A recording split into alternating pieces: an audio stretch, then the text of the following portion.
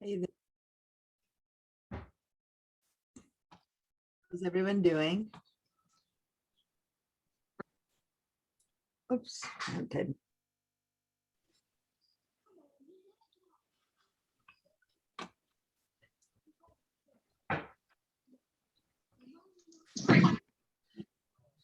The wrong headsets on.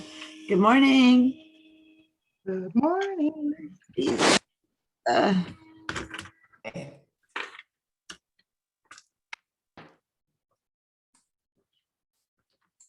these are the headsets I need for that. There we go.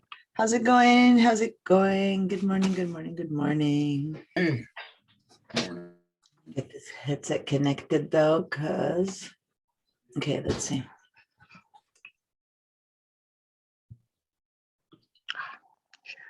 They keep connecting to the wrong thing. Now they're trying to connect. The headsets are trying to connect to my phone, so I need to turn off my phone Bluetooth. Okay, let's see.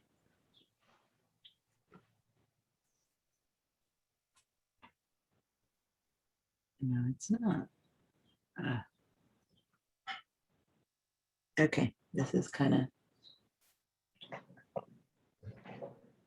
Morning, Diana. Our time. Good morning. Otherwise, I'm going to give up on these guys.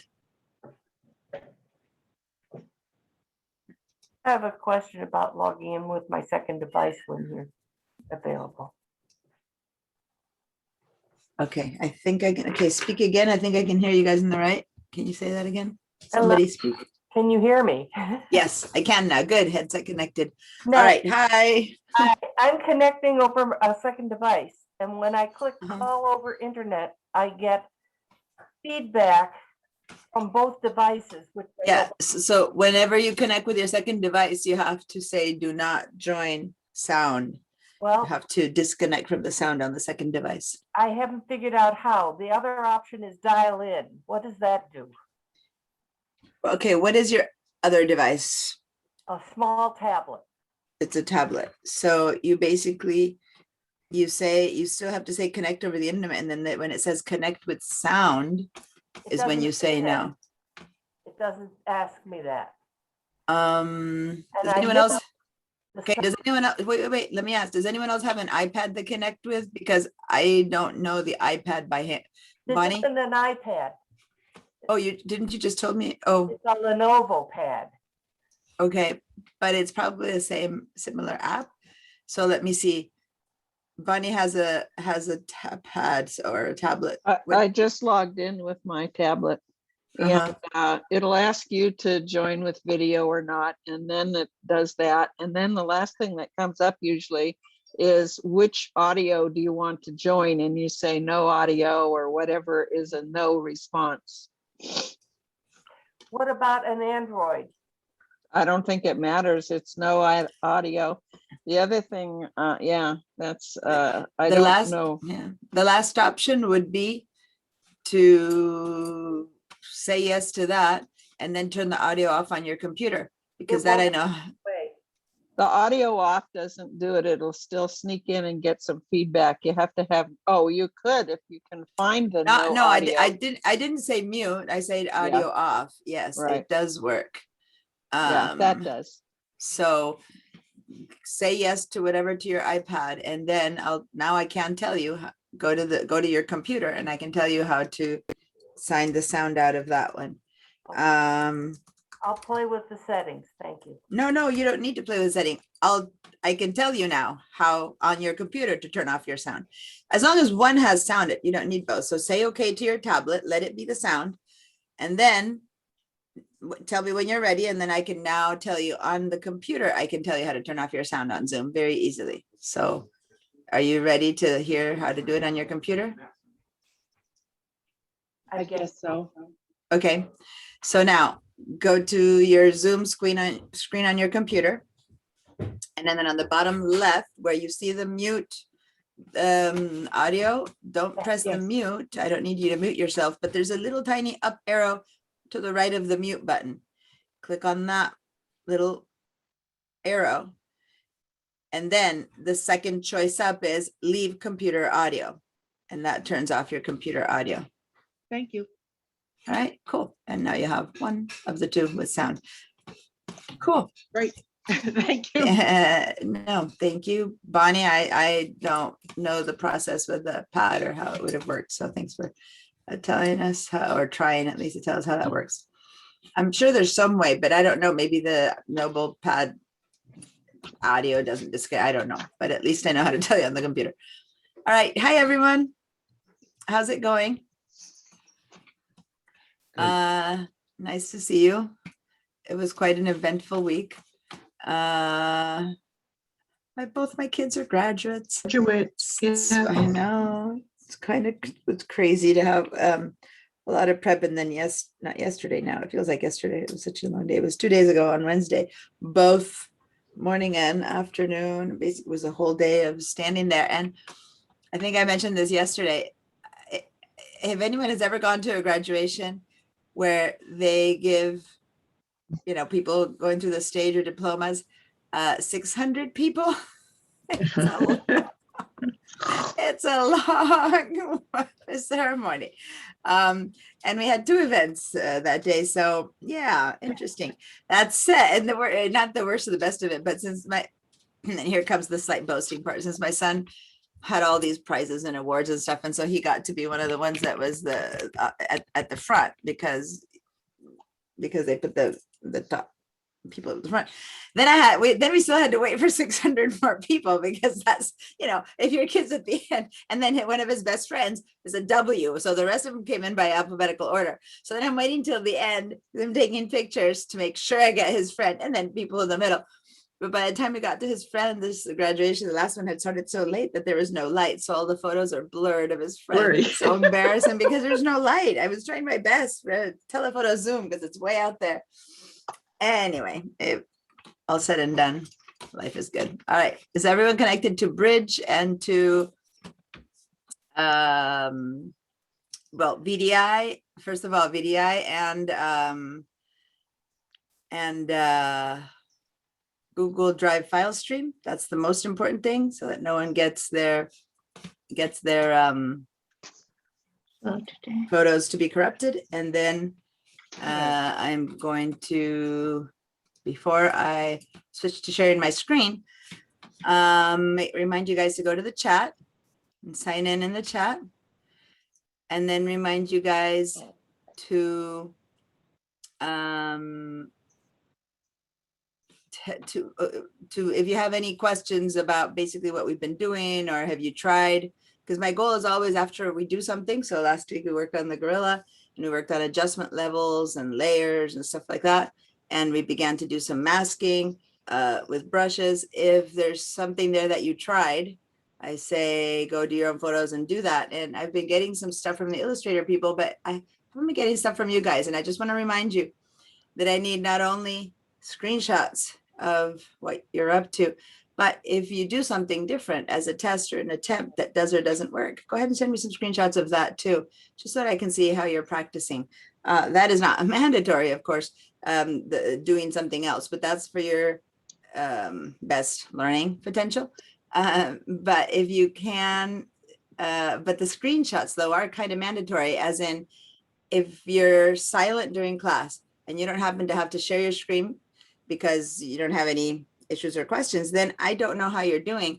And this class, I need to grade you. Believe it or not, you're still getting a grade, even if you don't care about the grade.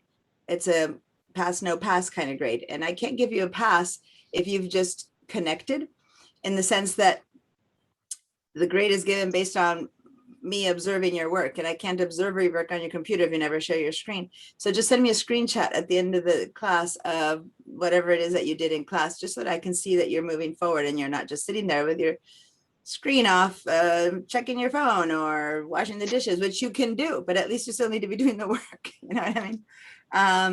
So I need to get some email, some screenshots of the work that you're doing in class, or if you've missed class and you have to catch up with the video, for me to be able to give you attendance, I need to also see screenshots of the work that you did while we were not in, while you were watching the video. Okay, so send me some screenshots. And anyway, that little whole thing before we start, but now any questions about what we did? If you practiced and tried to apply it to something of your own, anything that came up? Good or bad? Nope. I have like this light under my face making it look like Monster Light. I actually got a ring light. I have to install it. One that's going to be in front of me. It's going to shine on me because I notice how with my back window there, I'm always kind of in this weird dark space.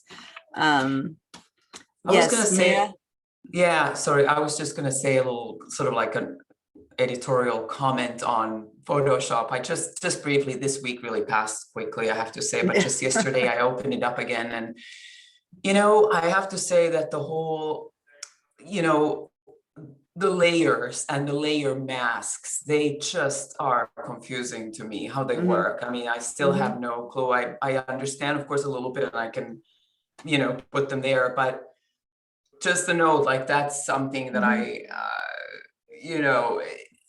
like how they function and when they are Yeah. on and off, and this whole like inverting it, the black and white thing and all that, it's just really Mhm. somehow really confusing to me. I appreciate you saying that, Mira. In fact, that is not only the most important thing to learn in Photoshop, but it is the most complicated. And you guys had just 1 day's of experience with of it. So we'll keep practicing it and finally it'll click in. So don't worry, you'll get there. It's not like I say it, you learn it and it's done. No, it's one of those things that you begin to understand more and more as you practice, because the concept isn't one easy to just grasp. It's nothing you can compare to in real life as easily. Sometimes I try to compare it with certain things, but in general, until you actually do it more, you don't get it. And so we're going to keep doing it. But thank you for saying that. Just don't give up on it. It's very powerful. Okay. Yeah. So I know that there's many other programs where you can do localized kind of corrections, and the only one that gives you precise corrections is Photoshop, and we haven't done that in this class yet. Right now, what we did with the Gorilla was still kind of localized, that you could have still kind of done with other kinds of applications, and including in RAW and things like that. But we're going to get to the place where it's a very precise change, and then you'll begin to understand a bit more. Okay. So, okay.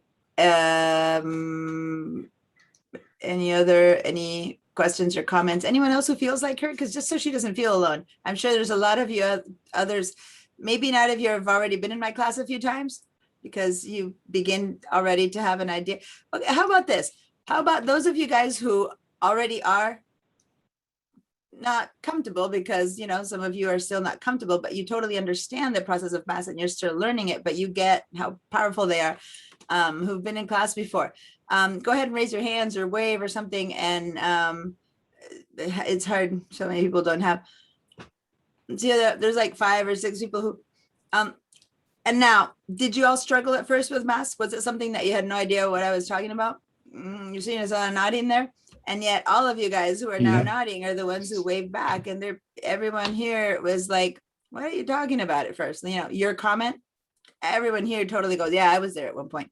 And then how many of you guys are like, okay, it's still not easy, but I totally get it and it's awesome. Yeah, there you go. Little smiley face.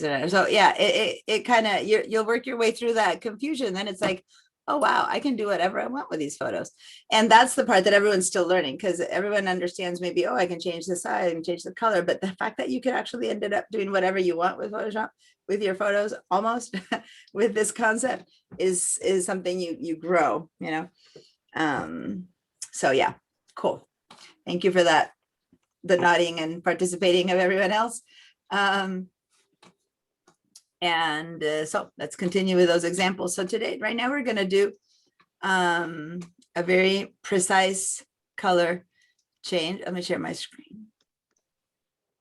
Oh, and let me admit someone else's computer. There we go. By me. What's that? Sorry. Oh, I Muted. thought you were talking to me. All right, so here we are in Bridge. And today we're going to open up a photo that we can do a very precise masking to. And then we're gonna do more than that first one today, but we're gonna start with this good little kitten that says I recolor. Just to not lose the practice of reading the metadata when you first select it, and you head over here to the metadata.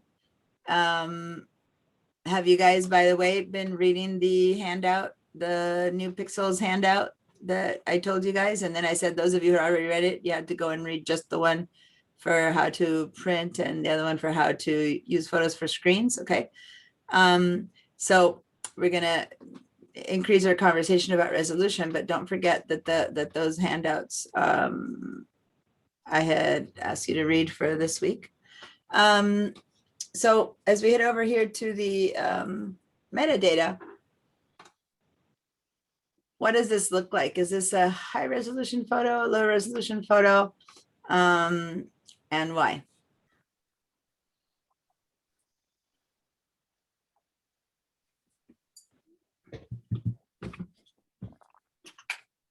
Hello? Any answers there? You know, it's okay to I get it say wrong. low. All right, Peggy. Peggy sees low, and the reason why mainly is what I'm. It's only 837 kilobytes and 1350, pixels on an edge. Yes, that's the correct answer. And let me just say, because whenever I ask this question, a lot of the times people say, oh, because it says 72 PPI. And she did not. So yay, Peggy, you totally got it. This, because if you read the handouts, you might have read that the PPI has to be 300, right? For it to print well and something like that.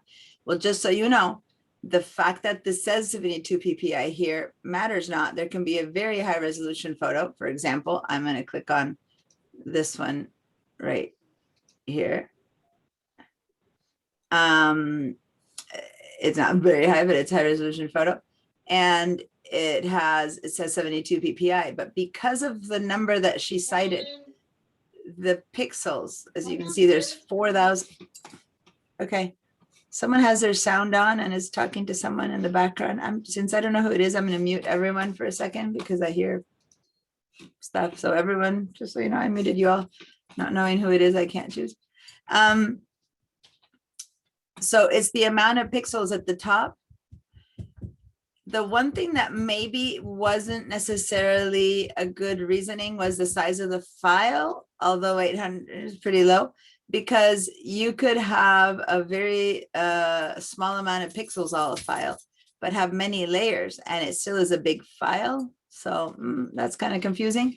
And then I go to one of these CR2s or raw files, and then it's 6,000 pixels by 38 pixels. This one actually, surprisingly enough, doesn't say how many,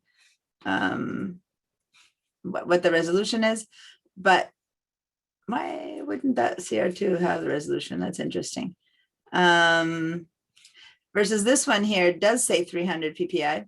So you'd go, oh, it's high resolution. But if you look at the amount of pixels that it has, this one will not end up giving you more than a 4:6, which a 4:6 photo at 300 PPI isn't really a very high resolution image because you can't go any bigger than that, right? So that number doesn't matter. What matters is how many pixels you have. When you have a lot of pixels, you can manipulate shapes and sizes and PPI and all of that. When you have very few pixels, you can't. Okay.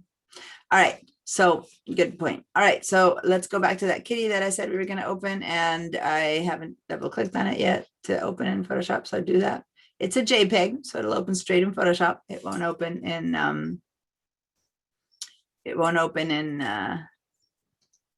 Diana, yes. I opened another file in Bridge and I don't know how to close it so I can get into the kitty. All right, so did it open in Photoshop or did it open in RAW? It's Like, what in are you Bridge. seeing? It's, but yeah, but when you say open, oh, you mean you just did this, hit the space bar, so it's like this Wait a second. or not? When you said you open, what did you do? I clicked on one of the files to see what it said, what was in it. Uh-huh, uh-huh. So now I have Chinese open in my Bridge. Okay, so How do I get back to? when you single click and you just hit the space bar, this isn't really opening, this is just seeing it. I'm not sure if that's what you did, but if you double clicked it, do you know what file it is? So I can go see what kind of file it is to understand where you are. What's the name of it? Chinese. Chinese. I don't think I don't have a photo that says Chinese. So were you not in, It was it's a not one of file them. folder. What? It was a file folder. Okay, so head over to the left. Are you on VDI or on your own computer? On a PC, my own computer. Then you need to share your screen because I don't know where you're at because I don't know what Chinese is. So I'm going to stop my share. Can you please share your screen? Yeah, let's see if I can do that. Okay, here's Bridge. If you're on your own computer, it can be any file of your own, and I just need to understand where you are. So to share your screen, first hit the big share screen I did, sorry. button, and then, oh, there you go, the second one. Okay, so you are in your personal work up there. So see how at the very top it says Windows users, Penelope documents, my work. Okay, Yes, so what we need to do is find, do you remember where you had the Photoshop files? Did you download them onto your own computer or did you have them in a folder in documents? Okay, so Photoshop class files in the third row and third folder. There you go. Double click in there. I thought And that. here you go. Perfect. So now wait until you get to until they all pop in to get to the kitty one. There we go. Sorry, when you said Chinese, you threw me for a loop because I thought maybe there was a file called Chinese and I couldn't find it, but it was one of your files called Chinese. Cool. Look familiar. Yeah. All right. Because I do have a photo of a man it's a photo taken in China of a Chinese man that I use sometimes as a photo to work with in RAW, and so I went looking for that, but it's not in this set of photos. So then I figured you were somewhere else. First I was looking for the photo. Okay, so all right, so the photo already opened for me in Photoshop, but I shared again and I wanted to go back to show you how this photo opens up. And it's already zoomed in at 100%. If you go down here to the bottom left corner, let me put my little spotlight on my mouse to show you better. There we go. So if I go to the bottom left corner, it says 100%. I already zoomed up as much as I can, and it's taking a very small amount of screen space. And that kind of gives us an inkling that there's not many pixels to this file. But if I go to Bridge, this is when I go back to the answer that Peggy gave, where the reason this is not a high-res photo is because it's basically 1350 pixels wide by 1000 pixels wide, which is fine for a photo about yay size that you're seeing, but you're not going to get much out of it. You'll get a very tiny print if you try to print it. Okay. So how big that photo opens up when you go to 100%, if you don't really know how many pixels there is or isn't in a photo, because you didn't check that in Bridge first or something like that, then just go to 100% in a photo. And if you can see it comfortably with lots of gray around, you know that this photo is going to be only good for screen. In fact, you're seeing it on screen. That's as big as it'll look. The way it's looking on your screen right now at 100%, that's what it's going to look like if it's on a website. It won't be any bigger than that. And if that's how big it gets on a website, that is going to be maybe a tiny little print like this. It won't have enough pixels to give you a bigger print. So right now I'm just beginning to get an idea. So we're not strictly really talking about pixels, stuff like that. It's more like beginning to understand just by what you see on your screen, how you can recognize a photo. Because you don't want to say, this is my favorite photo of my cat, let me work on it for an hour, fixing, correcting, and then try to print it and discover you can't print any bigger than that because of a certain circumstance. I don't want to get morbid here, but there's these photo groups that I'm in and stuff like that. And constantly I'll see a comment of someone saying, my aunt, my best friend's cousin, someone passed away and they sent me this photo to see if I can make it look better. And this is all they had. And it's probably something someone grabbed off of a small thing that was emailed or whatever. They want to put a big photo, you know, make a big print of it with flowers, and they can't get more than a 1x2 out of it, right? And it's like, you know, before you even try, this metadata will tell you whether you have to go looking somewhere else or what you can do otherwise. So anyway, here we go. We have a cat with green eyes. Now, last week's gorilla, it was very hard to change, not very hard. It was very hard to find anything that was defined in all of that we need to change for it. It was all areas that were blue, areas that were dark, areas that were light. Versus here, we're just going to work on changing his eye color. That is a very defined thing. Okay, it's a much easier thing to select than if we were to say, oh, his whiskers. Well, the whiskers are all over the place. Oh, against black, against white, against fur, against light, and against dark. So that would be very hard to select. Even the cat fur here would be probably relatively hard to select because it's blurry. Versus his eyes, okay? Plus they're pretty sharp. So the only place where we're gonna get into a little bit of a question is in that little shine there and selecting that shine. So I'm gonna go ahead and go a little bit bigger just because when I share my screen, I know you guys can see better when I have things in a bit bigger, but you can usually work comfortably in 100%. If you happen to have a very high res screen, like a Mac Retina screen, then you can go to 200%. And at 200%, it doesn't break up into pixelated. But regular screens, once you go up to 200%, begin to show pixelation as much as if I were to now go to 400%. So if I go one more plus, now I'm actually beginning to see pixelation.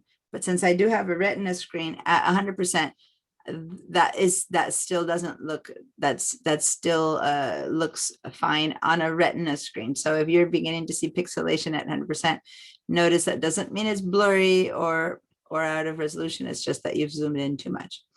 Okay, so now I have to, as opposed to what we did with the gorilla, this time we're going to pre-select that which we want to change to make the mask be easier to make. So if we know what we want to do, and in the sense of, in the concept here, the mask is relatively simple.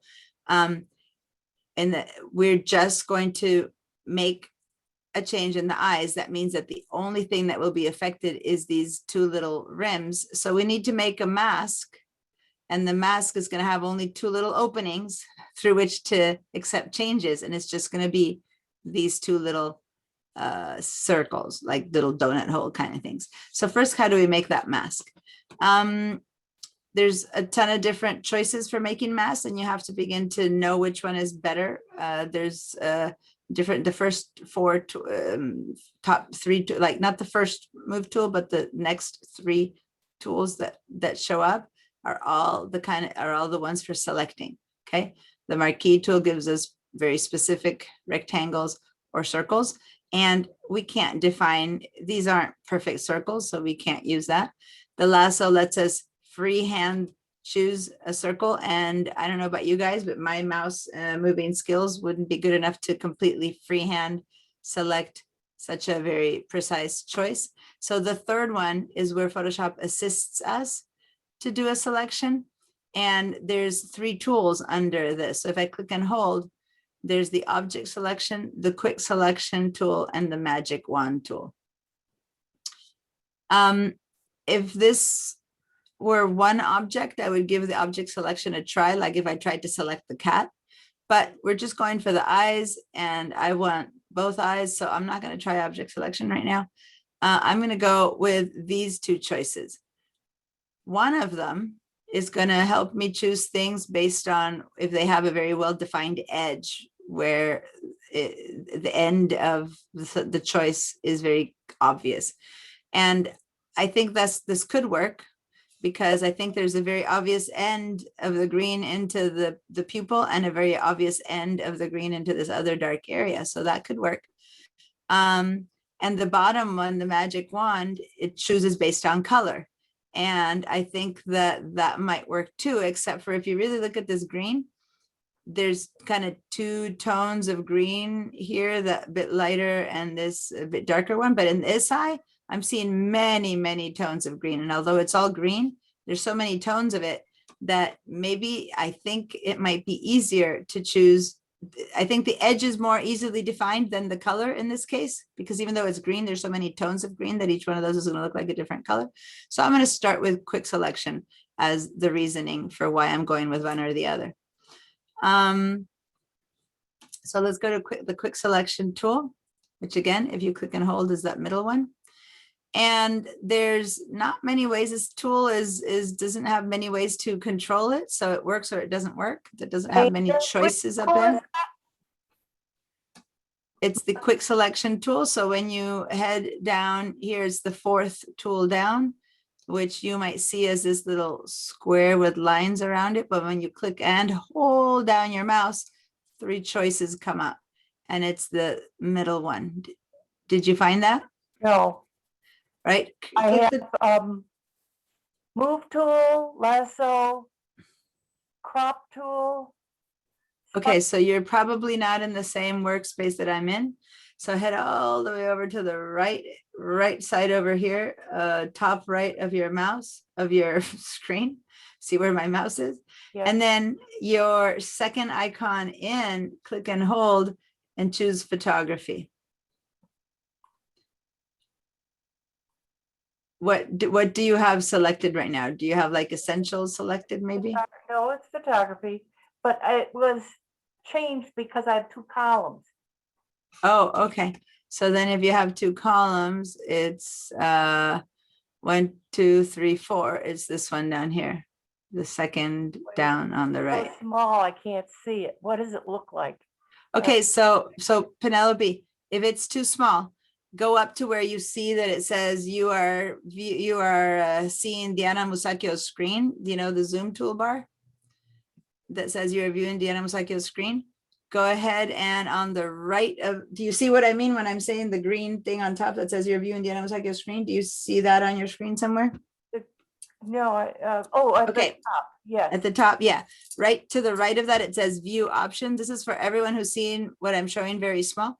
To the right of that, there's a little black area that says view options. Click on that, and then you can choose how much to magnify what I show you. And you can go to 50%, 100%, you can see bigger. And that follows my mouse. So when I show you something, it shows you the area that my mouse is showing big. So you won't see my whole screen at the same time, but as long as I move my mouse to point to what I'm pointing, it should help. So are you seeing that bigger now? Yes. Okay. So that looks like a brush. Click, no, yours is gonna probably look like that, which is like a box, a square or something like that. Click and hold down, and then you'll have 3 things, and it's the brush. Yeah, that's called the quick selection tool that I'm asking you to choose. History brush. Not history brush. Hit the W, click the W on your keyboard. Just click the W. Okay. Okay, so when you click the W, it's going to take you, see how this shortcut W is for all of these? So the W is going to take you to the right Okay. button. And now that you see the one that's dark, click and hold on it. And then that's the quick selection tool, is the middle one. Did you get there? Well, let's see, it says Go ahead. selection tool, object selection tool, learn more. So where am I? So click on the option selection tool with your mouse and keep your mouse down so that it's a long click. There. And that's when you get all your choices. So we And want so quick selection tool. the middle one. Mhm. Okay, thank you. You're welcome. So notice that the icon changes only after you change it, but when it starts, the choice, it looks like the top choice. All of these look like the top choice. When you click and hold them, more choices are underneath there, and then the icon changes. And that's why what icon's there will depend on where you used it last. If I last used the lasso, it'll look like a lasso, but if I last use this, it'll look like that. So you kind of need to learn to hover over a tool and see, and if it has the right name, then you click and hold to choose which of the 3 lassos you want, or in this case, which of the 3 selection tools we want. Okay, so every time you have any tool, most of the tools have tiny little arrow, like a little white dot under them on the bottom right corner. That always means there's more underneath that. So if I were to click and hold, there's 1 or 2, or 2 or 3, or 3 or 4 choices under each one. Okay, so that's the hard long click. Okay, so now that we're in the quick selection tool, it doesn't have many choices. This tool doesn't have too many nuances. So it works or it doesn't work. But one thing it does have that you can do to it is you can resize it. And the simplest way to resizing it is through your keyboard. Look at your keyboard and find the square brackets. And if you have no idea where square brackets are, go look at the letter P, and then to the right of the letter P, that's where your square brackets are, the opening and closing square brackets. Okay. And so we did this, yeah, we made our brushes bigger and smaller last week for the gorilla. So remember, I told you guys to tap and make your brush bigger or smaller. The only time that you'll stop seeing your brush is when it gets so small that it turns into an X. And with my spotlight, you won't see it, but you would see it. It turns into an X. Then you need to keep making it bigger. And where you look at the size of the brush, see this number there that's saying 35. Right now for me, for you, it'll say whatever size your brush is. So as I make mine bigger with the brackets, it's going to 50, 60, 70, 80. It's just adding every time I tip the right, now it's at 200 pixels. So that's what it represents. This is 200 pixels worth of cat. If I move to the left, now I'm at 80, 70 pixels worth of cat, and that's what's there. So we need to make this circle that you're seeing as small as the green of his eyes. So we need to make this so small, and I'm going to have to take the spotlight off because otherwise it just doesn't, it doesn't let you see it when it gets really small. So here's my circle. Now you follow it. It's over his left eye now. And I'm going to make it, I'm going to keep making it as small as I can. Okay. And that means that I'm going to have to go a bit about yay big. Like I need to be able to touch the green without touching the black, and see how here my mouse is still touching black. I need to go a little bit smaller. So there I can probably drag along the green without touching the black in little sections. Okay. So none of this circle should touch black because I don't want black. I only want green. So the important thing is that the circle has to remain entirely. I don't need to go in the edge either. I need to be just in the middle. Really need to be, a couple of quarter, an eighth of an inch at least away from the edge. You don't want to trace the edge. Okay. Once I'm here, I'm going to give it a little click on the green and see how there's a selection now that expanded to touch those edges that I didn't touch. And then I can kind of click here again and see how that keeps expanding. And here, this one's tricky. I'm going to have to make it a bit smaller. Let's make sure I don't touch black, and then click again. So you kind of have to keep moving your mouse. It's, you can click and drag once you know once you really know it's a clean space, but this is not a very clean space. It's very tiny. So now I got all the way to the top. I might want to make a tiny one here to click a little bit more into the tip of that eye and see how I've got a selection of my eye. Now I'm going to head over here and I'm going to start clicking on this side, and this one's going to be a tiny bit bigger. And what we might find is that our selection might include that white spot. That's the shine. So for now, it's okay. Let it be part of the selection. And there you go. Now we have a selection of both of the eyes. Now, what if you did something, you jerked your mouse, or your mouse was a little bit too much bigger, and watch my screen for a second, and maybe you did touch a little bit of this, the black, the iris, I'm on the right eye. Well, if you did that suddenly, see how the whole eye got selected? So the moment you make a mistake, the first choice to do is not, you can't fix this as well. You could subtract it from the selection, but it will never be as good as just undoing. So the first thing you do the moment you make a mistake is hold down the controller command if you're a Mac or PC, and then tap the Z. And in this case, one tap of the Z already fixed that mistake, okay? Or if I added a bit of brown, like there that I didn't want to add, just tap the Z. But if you kept going and you had added that bit of brown early on, and by now you've selected all your eyes and you still have that bit of brown there that you didn't in the moment fix, you could try, and it doesn't work as well, but you could try taking that selection away. To do that, you need to hold down the Option or Alt key, because that puts your tool in take away mode. And then now it's the opposite. Do not touch green, touch only brown, and then drag your mouse across that area where it shouldn't have been selected. And that way you kind of get rid of that portion of it. But don't touch the green. When you're holding down the Option or Alt, you touch everything that should not have been selected. And so if you think you got a little bit too much of the brown, you can go in and try to adjust it by holding down your Option key this time and taking some away. Now that said, we probably have a bit to fix after we make our mask, but that should be a good beginning selection for our eyes. Does anyone have a question if this is not working for you? Or if it's working kind of wonky? Yes, Bonnie? If you zoomed in, we could see better. Maybe. I can see it, but my screen is really small. I mean, I could see. Yeah, thank you. Perfect. So I don't know if anyone else needs it. I'm going to get rid of this selection. And just to do it again, to show you guys, I'm going to do a Command or Control D, or you go up to Select and deselect if you want to start all over again. And I'm going to do one eye. I'm going to get much bigger.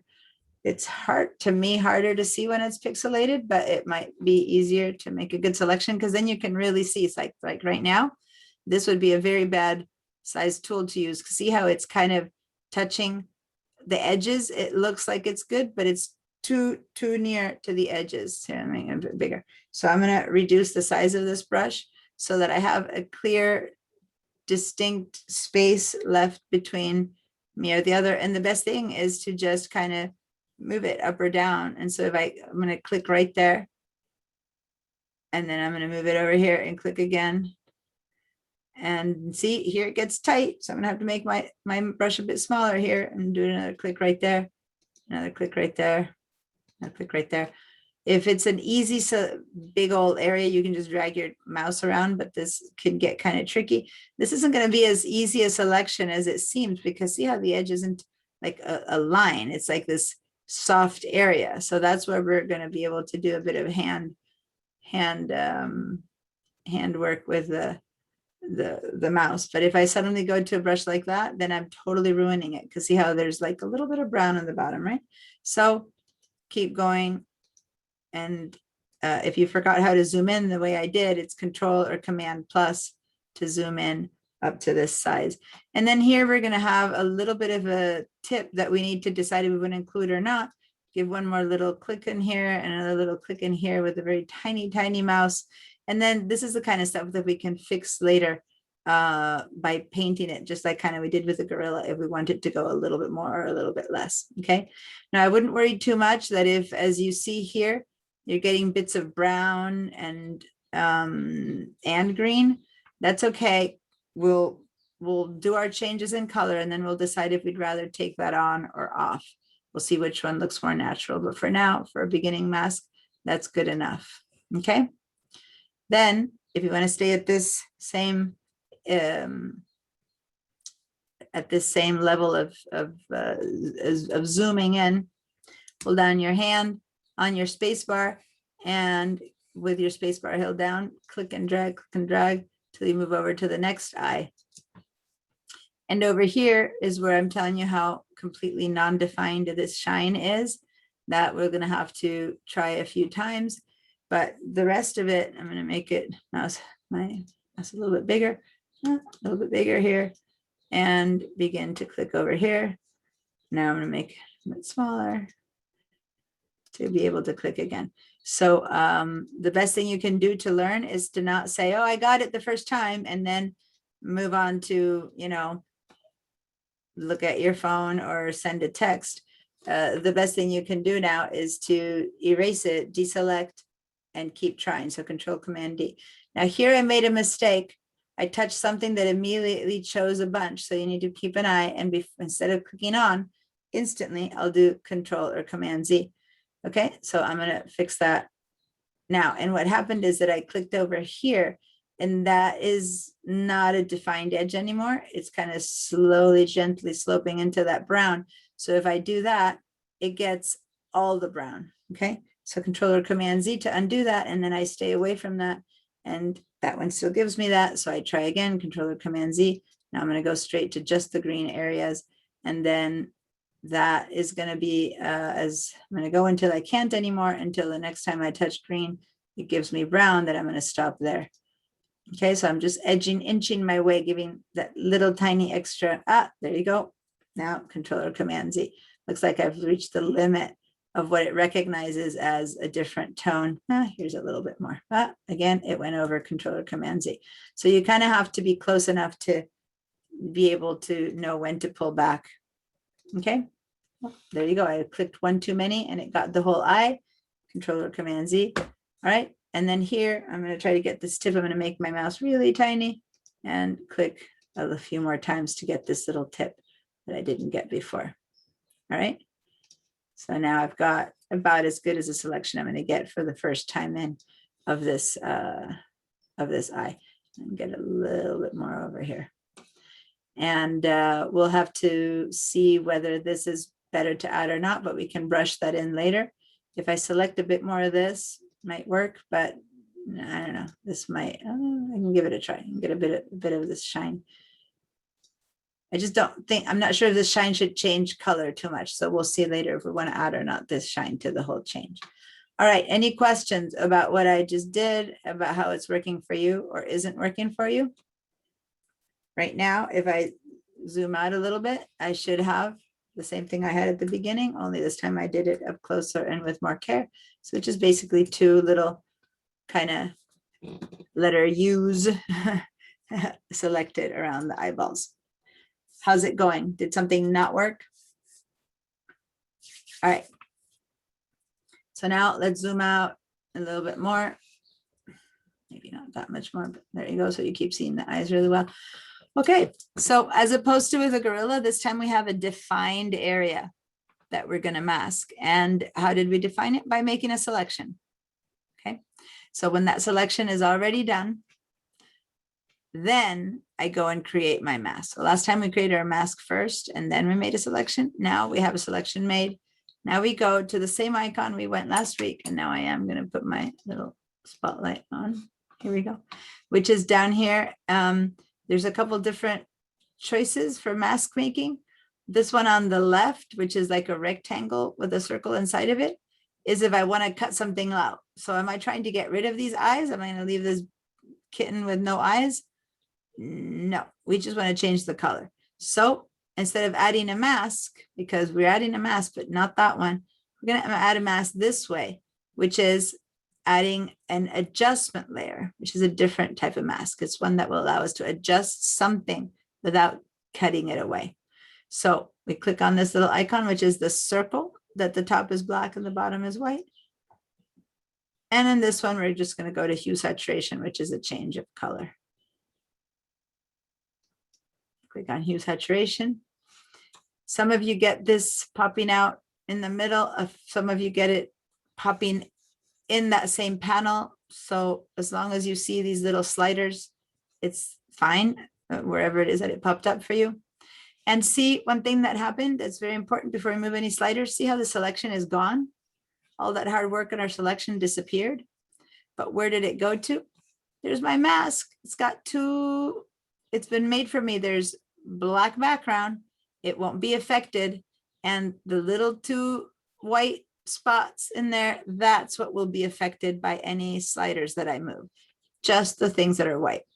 So now start flipping this little guy around, and what we're changing is the color of this cat's eyes. Ooh, purple eyes.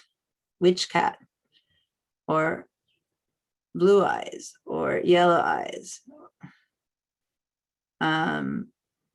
Is that working for you guys?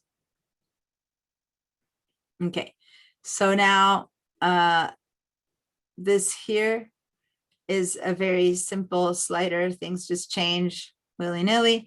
There's a theory to it here about colors, and I can go much deeper, but right now all you need to do is just slide it around until you find a tone that you like. So say that you want to go with purple-ish, but what if you want it to be neon bright, because this is supposed to be an illustration of like a crazy cat. So you can then maybe change a bit more of the other sliders. The only other one I really recommend using quite a bit would be saturation, if you want that to be much more of an intense kind of purple. Whoa, we can go all the way neon and go crazy, or you can make it a bit more muted. So saturation will have you have the tones lose color until they turn into gray eyes, or have so much intensity of color that it goes like can't even see neon. The reason I want you to get really bright for a second is I want you to really look at the outline of your selection and tell me where there's any need for fixing. Are you getting any cat hair like right at the top here? Now that I exaggerate it, you know, that I made it really intense, I can see that I have a little bit of a line at the top that goes deep purple. That might be a bit of the outer edge of his hair that I might want to fix. But other than that, see if there's any spot here that's missing. This here is kind of natural. It was part of the eyes, you know, so just use a very intense color to inspect and see if something looks really off, and then go back to something a bit more normal where the color of the eyes is possible. So I'm going to go, and I think I'm going to end up with teal eyes. There you go. I'm going to go with teal, make it a little bit more saturated, and then you can lighten or darken it if you want it to make it brighter. But here, the lighter or darker is a bit weird here. It doesn't really see, if I get too light, I also start getting rid of the texture that was there. So it starts looking like I've painted in a thing. So the light and darkness slider in here and the hue saturation doesn't work for me much. At most, I think you might want to just from the middle point where it starts, sometimes just a tad darker, a tad lighter works. But as soon as you get a bit too much, it looks as if you've, you know, put in a slap of white paint or dark paint. So I never move this one too much unless it's just a tiny jiggle to the right or to the left. So I'm going to make it a tad, just a little tad lighter, but a bit more saturated, so that it's going to look like these eyes are popping out. There's other ways to color eyes that are in bringing your own color in instead of hue saturation. Right now, we're just trying to change what was there. So limits us a little bit into it's still based on that original color. This isn't fake color. It's based on the green color that it had, and it just changes its hue. Okay, so once I'm happy with what I've got, I can get rid of that panel by clicking on this little double-headed icon, or by clicking on this icon, or if you have it inside, then you don't get rid of it. And then you just zoom out a little bit to look at your kitty cat. And how does that look? And was that relatively simple, or was it relatively complicated? Now that we did a pre-selection in comparison to brushing it in, what do you think? Was it easier? Was it harder than the gorilla, where we kind of had to brush it all in? What's your initial? Well, I have to say that this selection thing, I mean, it does make it more precise, but it is interesting to make these selections though, because it so easily goes overboard and becomes, you know, like I remember this again from the past, that it just seems to these little things just move very, very easily away. And then I guess the question here is that it seems to me that it helps to zoom in a lot to make this, let's say 300% the image Mhm, to mhm. get the precision. Yeah, it depends. Since this is a low res image, if we zoom in too much, it begins to break up. And sometimes when it breaks up, it becomes a bit too precise. You get too much into the whole pixel. This pixel should or shouldn't, versus when you have a little bit of a distance, you get the feel for the space. Because see how now that I'm zoomed out at 100%, which is where it should look good, I don't see all of those divots in and out that before I didn't know really which it should be, but 100% is where it should be seen correctly. And Mhm. I left a few in, a few out, that shine, I wasn't sure. And there you go, at 100%, it looks fine. And so if you get too close in, you get into this whole like, oh God, should that one pixel be in or not? I didn't do that. Or should that one pixel be in? Is it wrong? Is it right? And although it was easier for me to show it to you, in the end, I was worried that that little line here that I got dark shouldn't have been in here. And I'm not sure, but you know what? All of that at a distance, should I have gotten that one? Should I have not? At a distance, it doesn't matter. I'm at 600%. The photo will never be seen at that point. The photo will always be seen at 100%. So that's Right. where you really gauge whether you went overboard and worrying about one pixel too much or too little. Now, there is a place, yes, for being very precise on things that are very sharp tack precise. Then you better be sharp tack precise. But this is as precise as it gets without being tack sharp. And this was Mhm. good enough, right? So how many of you guys feel that it was good enough? Because if it wasn't, we can still then fix it with the brushes. But I'm not sure there's too much that could have gone wrong with this one. So then we'll go to a different photo to find one thing which we can mostly select like we did today and then have to fix with brushes. How are you guys feeling? Because if something is really not okay in the eyes, if someone has a feel that there's a fixing you need to do, I'll show you how to fix it in the mask with brushes, doing a little bit of what we did with the gorilla. Is anyone feeling that, yeah, usually these eyes are, well, in this case, these eyes tend to be relatively simple. But there could be things that need to be fixed. Now, let me, Bonnie, was that your hand was up? Yeah, I was just gonna say, maybe I'd want to feather it a little so it didn't look so, the line so sharp and highly defined. Yeah, so I actually purposely made it more saturated than a normal eye color and lighter. So that kind of like, it looks like flashlight, eyes coming out, which isn't realistic, but come on, who has teal eyes aren't realistic either. But one of the things that you can do is diffuse your mask a tad, not too much, or it starts losing things. And one of the ways to diffuse the mask all around, and not all images can take this, but this one can, because remember, between the green and the black, there was a very soft transition point. So if so, then you can diffuse the entire mask because all of it could deal with it. You don't want to diffuse too much in the middle, but I think it can. So one way to do that is if you pull up the properties again. So how do you pull up the properties of a mask? Either if you remember which icon it was, which it's this one here, or if you don't, then go to the left side of where you see the mask right here. You guys might see a circle here. I'm seeing a box, but it's the same thing, and just double click there again. Okay. So pull up the properties again. And then, is everyone found the properties again? Were you able to pull it up?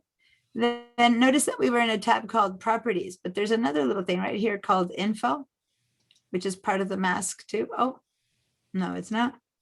Where's my, here, sorry, not there. Go back to, it's not the info, go back to the properties. It's up here. You have either the colors that you're going to put into the, that we already just did into the mask, or this little icon here that allows you to access the mask. And I'm going to have to be clicking on the mask then, not on the properties. So go click, I made a mistake. It's not the properties. Click on, you still had to open it up. So that was good. You have to open it up, but now go click on the mask, which is this black area. And here's where you get the properties for the mask. And let me zoom in so that we can see the effect of what is happening. I'm going to go to this one where it's a bit more defined. And this is where you can feather your mask, and feathering would mean that the edges of the mask, and let me just show you our mask right now. This is our mask. This is the mask that I made.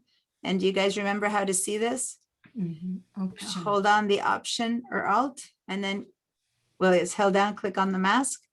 Again, it's useless to make a mask seeing it this way because you don't see where the color is, but you can look at your mask now to see the effect of feathering. So watch, just watch me first. What would feathering this mask do? I'm going to feather it a lot so you really see the extreme of it. I'm going to move this a ton up. Oh, so much up that it disappeared. Hold on. There we go. I'm going to move it up and see how soft the edges are getting. So this is a ton of feathering. If I turn it off right now, I've gone in to the edges too much. I can only get away with it a little bit because this is black, and black is not affected by a hue saturations level. But if this were any other color, this would not work. In fact, it's beginning to get on the tips, my hair of the cat is beginning to go green. So the only reason this is kind of working is because what's here is black and what's here is black. And as I said, hue saturation, a filter does not change black. Black stays black. Okay, so I can feather a lot and it's still kind of working. But ideally, when you actually do a real feather mask, you might move it 1 or 2, just a couple of pixels to soften in case you had anything that's a bit too tight. 5 pixels, like usually that's the most you would feather a mask unless you're protected by having black on both sides, which annuls the effect of it. But normally you wouldn't feather too much. And so it's a choice whether you feather it a little bit or not. So give it a little bit of a feathering and then soften, and that if you had a sharp transition, that might be helpful. Now, there's much more we can do to masks as for more precise work. But right now, I think that that's about all that this thing takes. For me, just to see, I'm going to show you, not for me, for you, just to see. Let's go back to Control or Command 0, which lets us see the entire image again. Okay. I want to show you another adjustment level that we could do. We've already done the hard work of selecting the eyes. So I want to make a different adjustment layer, but I don't want to have to like do the selection again, especially if I'm going to do one on top of the other, right? What I'm going to do right now, I'm going to turn this one on and make a different way of changing the eye color. I'm going to actually choose a color to put on the eyes, which is different than what we just did. But I don't want to do my selection again. I've done the hard work of doing the selection. So how do I just pick up the selection that disappeared once I made a mask? Okay, so watch. Hold down the Option or Alt key. No, sorry, I'm on the Mac PC. Control, I get on it's a control on the PC and it's the command on the Mac. Okay, and then single click your mask. So once again, control on a PC or VDI, command on a Mac, hold it down, and then give a single click here on the mask. And my selection gets picked up again. In this case, it'll be picked up with that bit of feathering that we gave it. So that bit of feathering will stay as part of it because the mask had that feathering and we're picking up a selection from the mask. So did everyone get their selection again? All right, so now turn the eyeball off of this because we don't want to see this change anymore. We want to keep it the original green. And now let's go find a different way to change these eye colors. So I'm going to go again to the adjustment Which eyeball layers. click on? What's that? Which eyeball did you click on? Okay, so There. this this layer here, I am seeing it because of if I move my mouse to the left, there's a little eyeball here. Right. I click on that, I won't see it. It's still there, but I'm not seeing the effect of it, and which basically means it like if I were to print this, it wouldn't exist, but it stays there so that I'm not getting rid of it. I'm going to compare which effect I like better. So now with my selection already done, head back to the same icon of adjustment layers, click on that adjustment layer, and we're going to go choose this one up here, which is called solid color.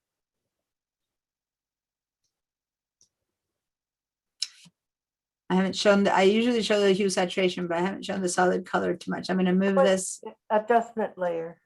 Okay, so head down to all these little icons that are down here, and remember, do you see my mouse Yes, down to the bottom? And then the circle that's half black on top, half white on the bottom, okay. that's the adjustment layer icon. When you click on that, you should see this menu. Oh, thank you. Okay, and then the very top choice is solid color. Okay, now it popped up kind of covering my cat's eyes. So I moved it by grabbing it from this white bar at the top so that I could see my cat's eyes. And maybe we can make Command or Control Z so we can see the cat's eyes a little bit better, but this here won't help much anyway.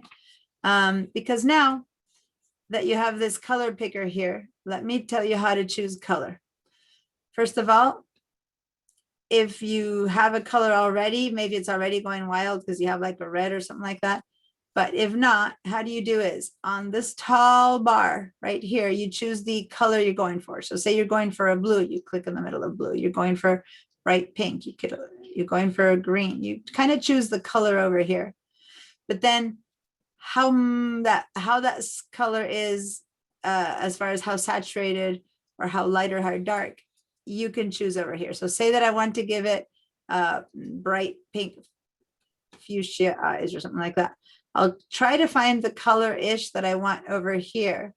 And then it'll have a choice here based on wherever your circle is, but then you can start moving around and go, well, I want a pale lavender, or I want bright pink, or I want dark pink. So from the center of this color, anything to the right makes it more saturated, makes it more saturated. Anything to the left makes it so desaturated that you end up with black and white, okay? And then anything up high makes it lighter, and everything down makes it darker. So you can kind of move it around, or you can just click, click, click until you find a color you want. So I'm going to go with I don't know, extremely bright, obnoxiously bright pink, just to see what happens. Because by the way, this isn't the effect that we'll end up having. I'm going to show you how to combine this now with that green. So it won't end up being this color. It'll be a combination of the original green, and we're going to blend this into the green, and we'll see what happens. And then if we don't like what happens, we can come and change the color. So first choose a color, any color, whatever color, just make it be not like a gray or something for now. Choose any old color that you want. I don't usually show this adjustment layer. So people who've been in class, for quite a few times, give this one a try. And now let's say, okay. So here we have something that looks like it's a chunk of paper pasted on. It looks really bad right now, right? As opposed to the other one that blended in. So this is like solid color slapped on top. In fact, when we chose this saturation layer, it was called solid color, right? So we got a solid color slapped on top. How do we make this kind of blend in now? We're going to do that with some blending modes. So where are the blending modes? And what is a blending mode? This is one layer. We've turned this one off, so it's as if it doesn't exist. This is it says color fill over here, but we chose it as solid color. It's going to blend with whatever is beneath it, and whatever is beneath it is this one, because this is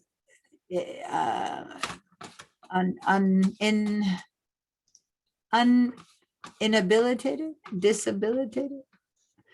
Oh, Lisa's here, and I told her she had to attend a child's class meeting, so I said I'd give her the file where we were at. So hi, Lisa. I'll give you the file where we're at in a minute, okay? If you can hear me. Yeah. Meanwhile, just watch, because after we're done with this, I'll save it and I'll give it to you. All right, so here we have with this big pasted on color, and what we're going to do is we're going to blend whatever we just put in here with what's underneath. To make it easier for you to understand what's happening, you could change the positioning of this color fill by grabbing it from where it says color fill and dragging it down, and see where that blue light turns on, putting it right on top of the cat, so that you can really understand a bit better that what's happening is we're blending this to that background, okay? Which when it's farther away might get people more confused. So all I did was I grabbed and dragged and let go. When you see a blue line, it tells you where you want it to go. So don't drag from the mask or the color area, drag from this area here. And when you see that green, that blue light pop in, it's ready to go and it'll drop into next door. Okay, so now let's blend it. And up here where it says normal, Lisa, remind me just a second. I need to remember to prepare this for Lisa. Are you on your own Creative Cloud subscription or are you on VDI? Yes, yeah, I'm on my own. Okay, so then go ahead and I'm gonna create a duplicate of this file to give you. But then meanwhile, you'll go and access the class handouts, other than opening Photoshop and Bridge, I'll access the class handouts. And then when I Okay. put the file in, it'll pop in there and you'll have to download it. Okay. All right, get that set up. And then when you're ready, I'll give you the file. All right, so here we are. We're gonna use this thing that says normal. That is a whole bunch of, I'm gonna click on it, a whole bunch of ways that this layer can blend into the other one. So let's give it a try. I'm gonna head down to this thing that says darken, multiply, burn, linear, darker color, lighten, screen, dodge. There's different ways that this color is mixing in. Some makes it look ridiculous and bad. Some looks, hey, not that bad. It's obviously weird to have bright pink eyes. I chose a color that would look weird so you could really see the differences. But see how this overlay, you can see the texture of the eye, soft light. This is pretty much the same tone. The soft light is the same, is equivalent to the green that we had before, only in pink, okay? Hard light, vivid light. So depending on what you need, one thing might work better than the other. So it's different ways that you're blending your current color in to the original color. Some work better, some don't. There's all this theory I can explain to you about what's happening, but right now, just look and see if you find one that you like. And if you like one, but it's not exactly there, then we can go and adjust how much of this mask applies or the color that you've chosen. So I'm thinking that the one I like best is between overlay and soft light. The reason I don't like overlay is because it's too bright, but I can do that by changing the color. Or soft light, which is the one that seems the most natural at this point to me with the color I chose. But I'm actually going to head to overlay. And the reason I'm going to head to overlay is because I want to show you that if I change the color, overlay might work as well. But I want to majorly show you how to change the color. So I'm going to choose overlay. And going, this is not bad, except for that it's too saturated and too intense. So how can I then fix that? Now, I don't know what color you chose. Maybe another setting was better for your eyes, right? So I'm going to modify mine based on what's happening to mine, but please modify yours, even though you might be happy with it or completely unhappy with it and you're nowhere near. Make a choice of one of the blending modes. And then I'm going to show you how we can modify that choice. Now, if you're on something that's completely unreal, like the dissolve that gives this weird, this is not one that we want to choose or modify. Choose one of the ones that's either in this top over here that looks kind of real, or in the lighten. I don't think in this case many of the lightens are going to work. So it's either one of these overlays or one of these that start with darken, it's one of those, or one of these that start with overlay are the ones that probably work best with these eyes. I'm going to choose overlay. And now I'm going to go, okay, yeah, but I don't like that color. All right, so how do we change that color to a different one? So we go back here where we see the big color choice and just double click. And it brings us the color picker again. So now we can go, okay, what if I did leave pink, but I desaturated a bit? So if you go to the left, it desaturates. If you go down, it gets darker. So let me just desaturate it a little bit. So I'm going to click over here. Okay, and I'm liking that a bit better. I'm not having that intense effect. And now maybe I darken it a tad more.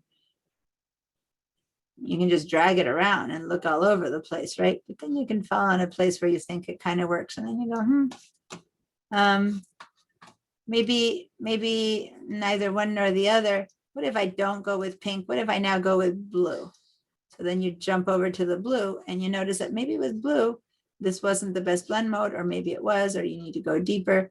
So depending on the color you chose, if it's anywhere near or far from being what the effect that you wanted. And in this case, I'm going to go with more like light blue eyes, which is very different with the pink I started with. Okay, so anyway, I'm going to head over to, what if I wanted green, the same color the cat had, but I just wanted to intensify it more. So I'm still at a green, or I'm giving it a really intense green. Okay, so this is just choosing a different color. So I'm going to give it some wildcat eyes. Make them yellow. I'm going to go with yellow. Okay, so I'll end up with this tone, which I would have never originally chosen this color, this kind of color. But now that I have the effect in the blend chosen, it's easier to choose. You know what I mean?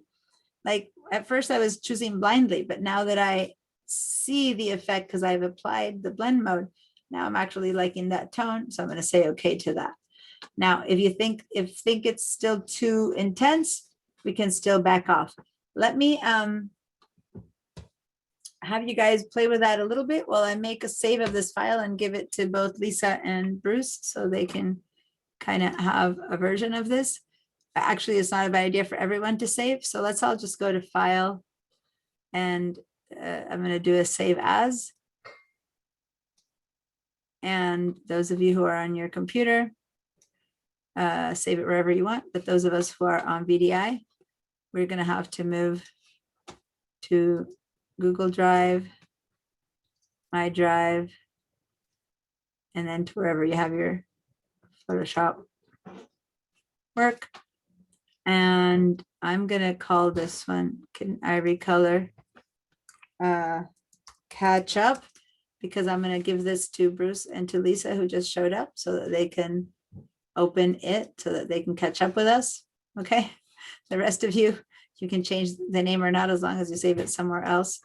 That's good. But I'm going to put this one right now in the original folder for Lisa to download. Bruce, are you on your own? Remind me if you're on your own on VDI or on your own computer. Yeah, I'm on VDI. You're on VDI. Okay. So you just go to Bridge and you'll find it there. Hold on. Photoshop shared drive. And here we go.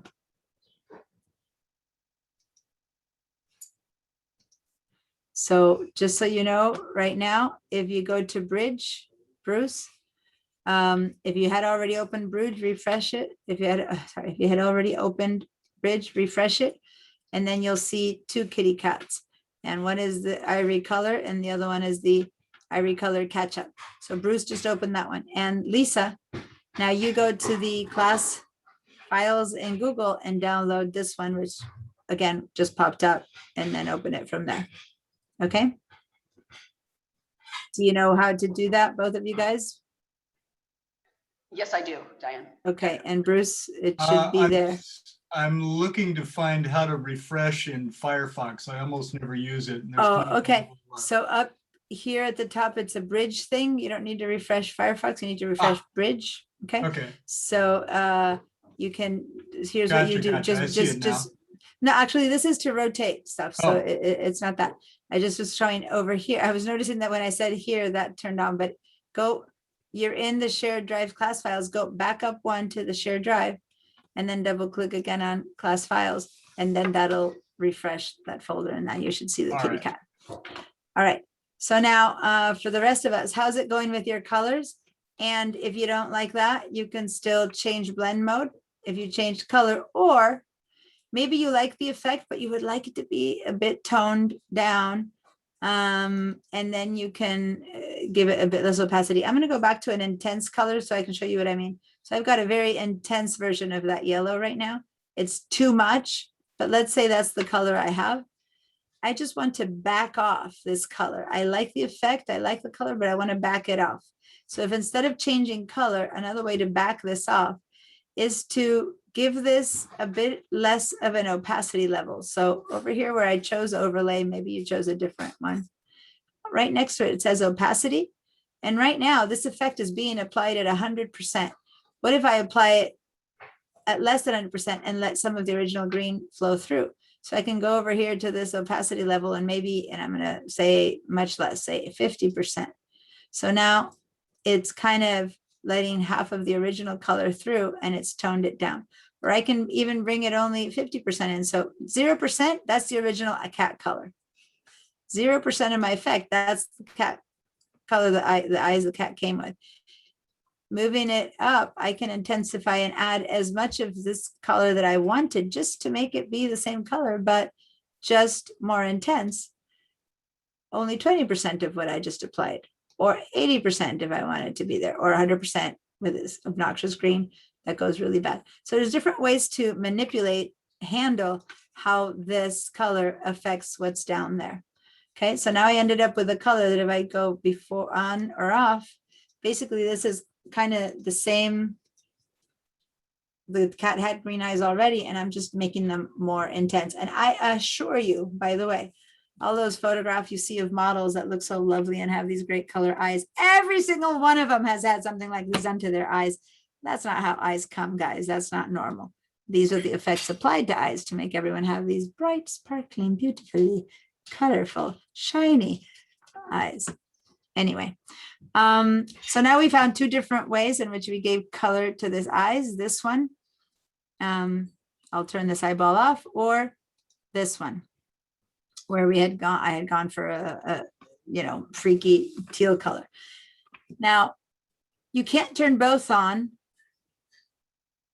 You can, right? But if you turn both on, they're both affecting the eyes. So one eyeball on, that was just the hue saturation, turn it off. This one here, this was the solid color, turn it off. But these affect each other. So if I turn both on, I get a third effect. Does that make sense? Which for some of you might be, ooh, that's a good idea. And for others, it's like, ooh, that's horrible, depending on how they combine. Because it's like you put one pair of glasses on with pink layer glasses, and then you put another one on with, blue, and who knows how that combines into some murky brown or into some awesome new purple, who knows, right? But they do affect each other. They're kind of transparent to each other. So don't leave two on and wonder how come this one isn't going the color you wanted. It's because you're affecting it in two different ways. And sometimes surprising ways that null each other out, and others enhance it in a way that's bad, and other ways enhance it in a way that's good, and go, oh, well, look good. I want both of those. All right. So see the difference between them. All right. So any reflection, any good or bad, anything which one did you prefer for at least these cat eyes, which, by the way, apply the same effect to the tip of his nose, and you might discover that you prefer the other version, right? It all depends on what you're affecting it on. But any reflection on these two ways of changing color, and which one seemed to work better for you? I like the second one. Mm-hmm. All right. Which color? What? Say that again. It is modified. Okay. It has more options to modify it. That's true. You can still do, if the first one, you had chosen something very saturated, you can still the whole opacity thing to it as well. Just don't forget to select the layer, and then you can still move it up and down. And you could also blend this one as well. You could play with the hue saturation, and if you blend it in, what do you get out of that? It's just that since I personally didn't choose such a different color, I'm finding that the big difference, so let me explain, the big difference for me between one or the other is that with the original one, with color hue saturation, you're really working on modifying what's there, and you're limited in your choices of colors, as in maybe you want a teal and you can get a teal, but if you're trying to get a light pink, there's no way starting with that green you could have gotten to a light pink, for example. I don't know. I'd have to see, because it's limited by what's already started with versus the solid color. You can kind of choose almost any color in the spectrum and try to apply it. Still, once you blend, it will blend with that original green, but you're more of a chance to get that light pink that you couldn't have gotten with the hue saturation. Hue saturation might, if it works though, give you a more realistic effect. So it depends, right, on what you're trying to change. These are just two of the, there's two other ways to change color, even with adjustment layers. I'm just showing you a couple of different ways. For anyone who wants to try a slightly harder part of this cat to change, you might want to try to change the color of his nose, which mainly I'm doing it to giving you another chance to select. First of all, we're in these masks and adjustment layers. So depending on which one you chose to leave on or off, you can even turn both off for now, whichever you prefer. But to make a selection, you can't make a selection when these are the layers that are selected. You have to go back and select the cat down here to make a new selection. Because if you start trying to make a selection and you're here, the only thing on this layer is those two little circles in the mask, right? So that's what's going to be available to select. So make sure to select your background. And then I'm going to try again that quick selection, and let's see if maybe the quick selection tool works here. I don't know, because there's not very many defined edges. And we're going to kind of click around in here, and I'm going to make mine bigger and see if I can kind of select this nose. And what I'm finding is that doesn't look like I'm selecting the nose very well, am I? So let's try again. Let me just try this little pinkish area and maybe make it a bit smaller and try this pinkish area. And as you can see, nothing is a very happy tool. Why? What did I tell you that the quick selection tool does? What is it based on? What does the quick selection choose? Defined edges. It's good for defined edges. And it doesn't really choose, you really can't see. I'm going to go a bit, zoom in. So now for those of you who just joined us, the tool that we're going for, if you have a double layered tool mask, is this fourth one. If you've got a single layered tool mask, it's this one here. You will see this object selection tool as your choice here as the main one. Click and hold on it, and it's the second one that we used for the eyes. But that one is a tool that the way it chooses and selects is based on defined edges. And is there a very defined edge to this nose? So when I try to click on this nose and choose, I have to use a very small tool. And then the moment it goes a little bit off, I'll try again. I'll click over here. It really doesn't know where the edges are. See that? No matter how well I click on it, it's just not a good tool for the selection. So that leaves me with the object selection tool or the magic wand tool, right? The quick selection tool is based on edges. The magic wand tool is based on color. So does this nose seem to have a defined color that's distinct from others in the area? Maybe, but maybe not, because it's not a color that's so different than everything else, but it's a bit pinker. So it might work better than the edges, because truly there are no good edges. That one we've agreed. So maybe it's better than the color one. Now, the one that I would not have tried in the past with this photo would be object selection, but they've refined the object selection tool quite well. And I would like to try it to see what Photoshop makes of this nose, just to try it out, because I think we'll end up with a combination of techniques. Because when things are easy to select, yay, they're easy to select. When they're not, you got to really put all your feelers out. How do I select this correctly, right? So let's give this object selection one a try. I don't know if it'll work. And here's how the object selection one works. I get like a little crosshairs. You're seeing that circle around mine because of the bright light that I use for you to track it, but it's really a crosshairs.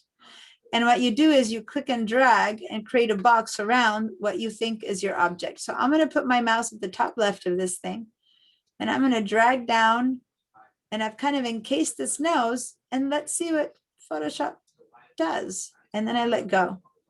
Huh. Could be. Now, why am I saying could be not bad when clearly it didn't select just the nose, right? Can you move the line in using the Alt key? No, that was for the other tool. Good job remembering. Not this one, but hold on. Let me tell you, there's a way to subtract from this one too. But let me first explain why I'm not so discouraged by this.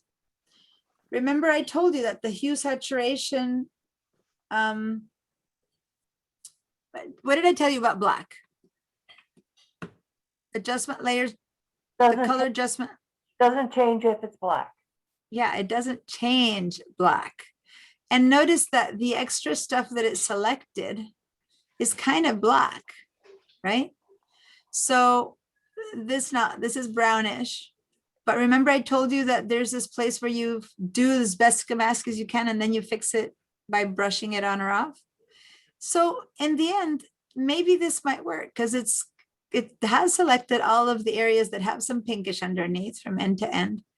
And the rest is kind of black. So maybe this isn't such a bad starting point for this nose. I don't know. I would give it a try. Could you try a little bit with a smaller thing, because I did and it worked. Yeah. Smaller brush. So I was going to say, the first thing you do is you give it a couple of tries. So remember how to undo a selection. You don't sit with the first choice. You try it again, because where you start and where you end makes a difference. So how to get rid of a selection that you don't want? Shortcut is Control or Command D.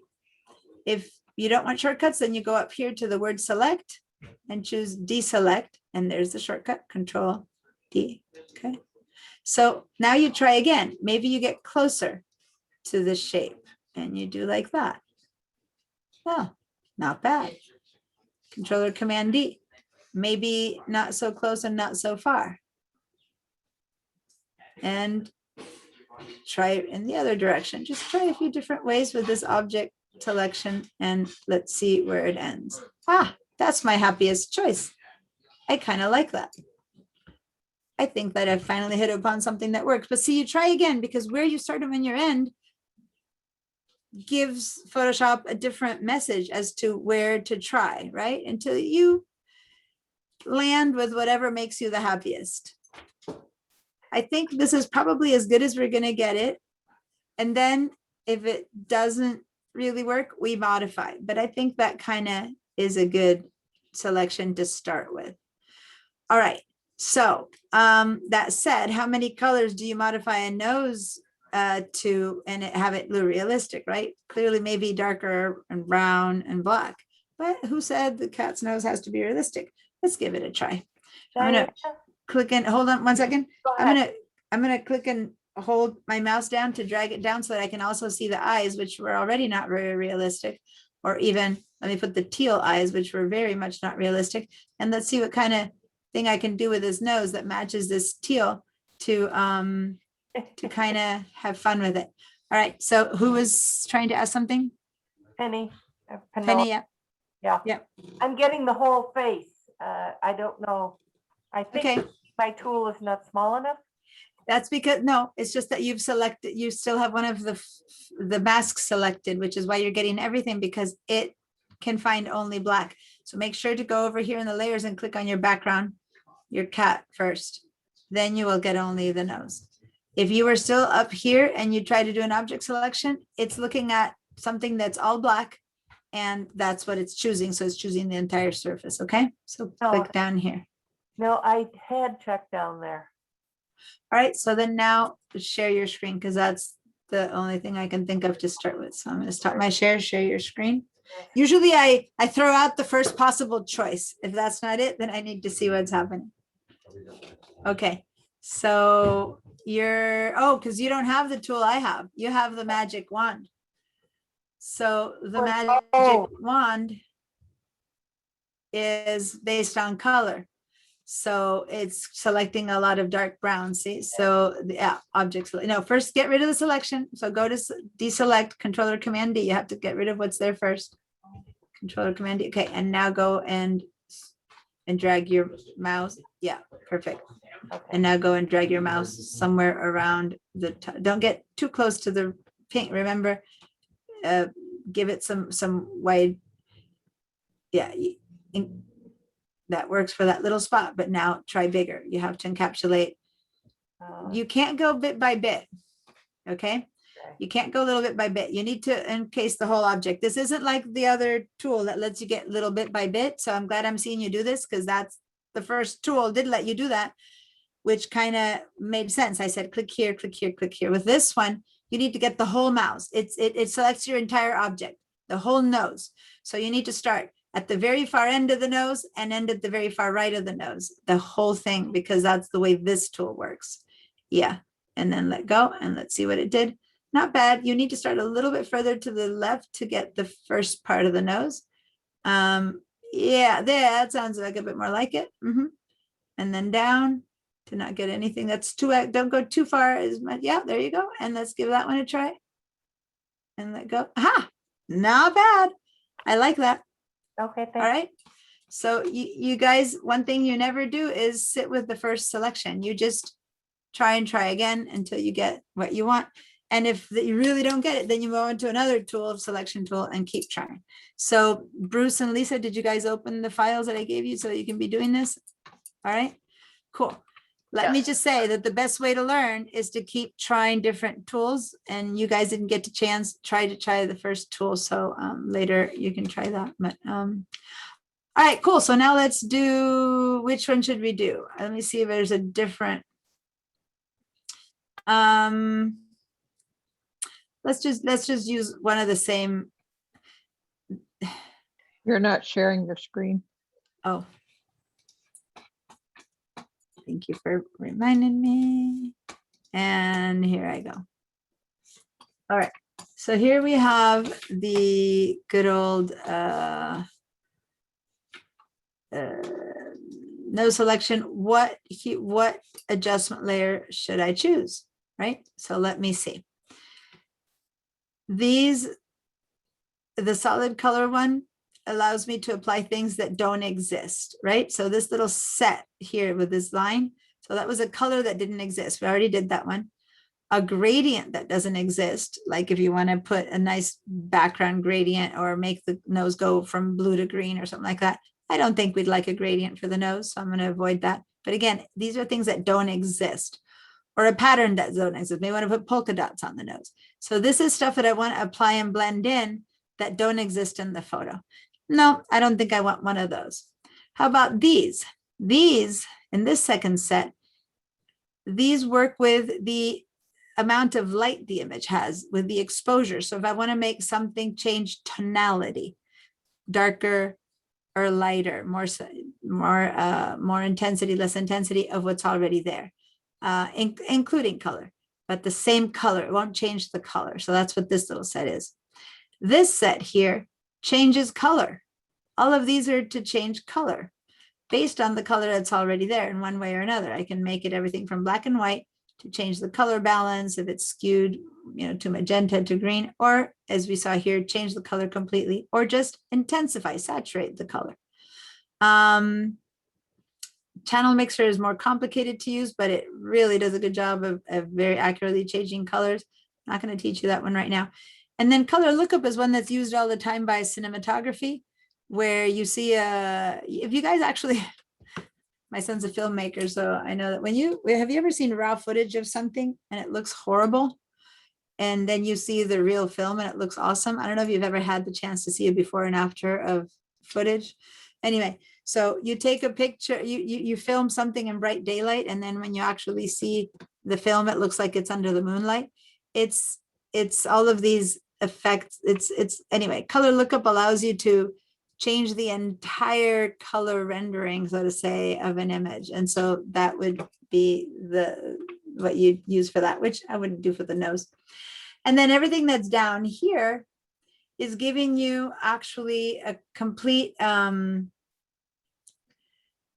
messing up of what's there. It doesn't, invert would give us a negative. Remember the time of photo negatives, right? So if you want to get what would be the photo negative of this nose, that would be the invert.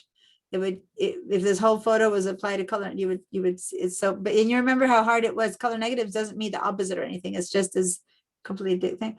Posterize gives us this effect that's anyway, all of these are kind of effects kind of things.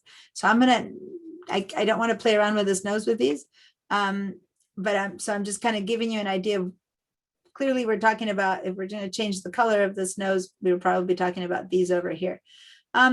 Let's say that I don't want to change the color, but I just want to make it more intense, just like these eyes are more intense. I'm going to keep it that pink, but I'm going to give it more intensity. So just to try a new one, we're going to go for vibrance.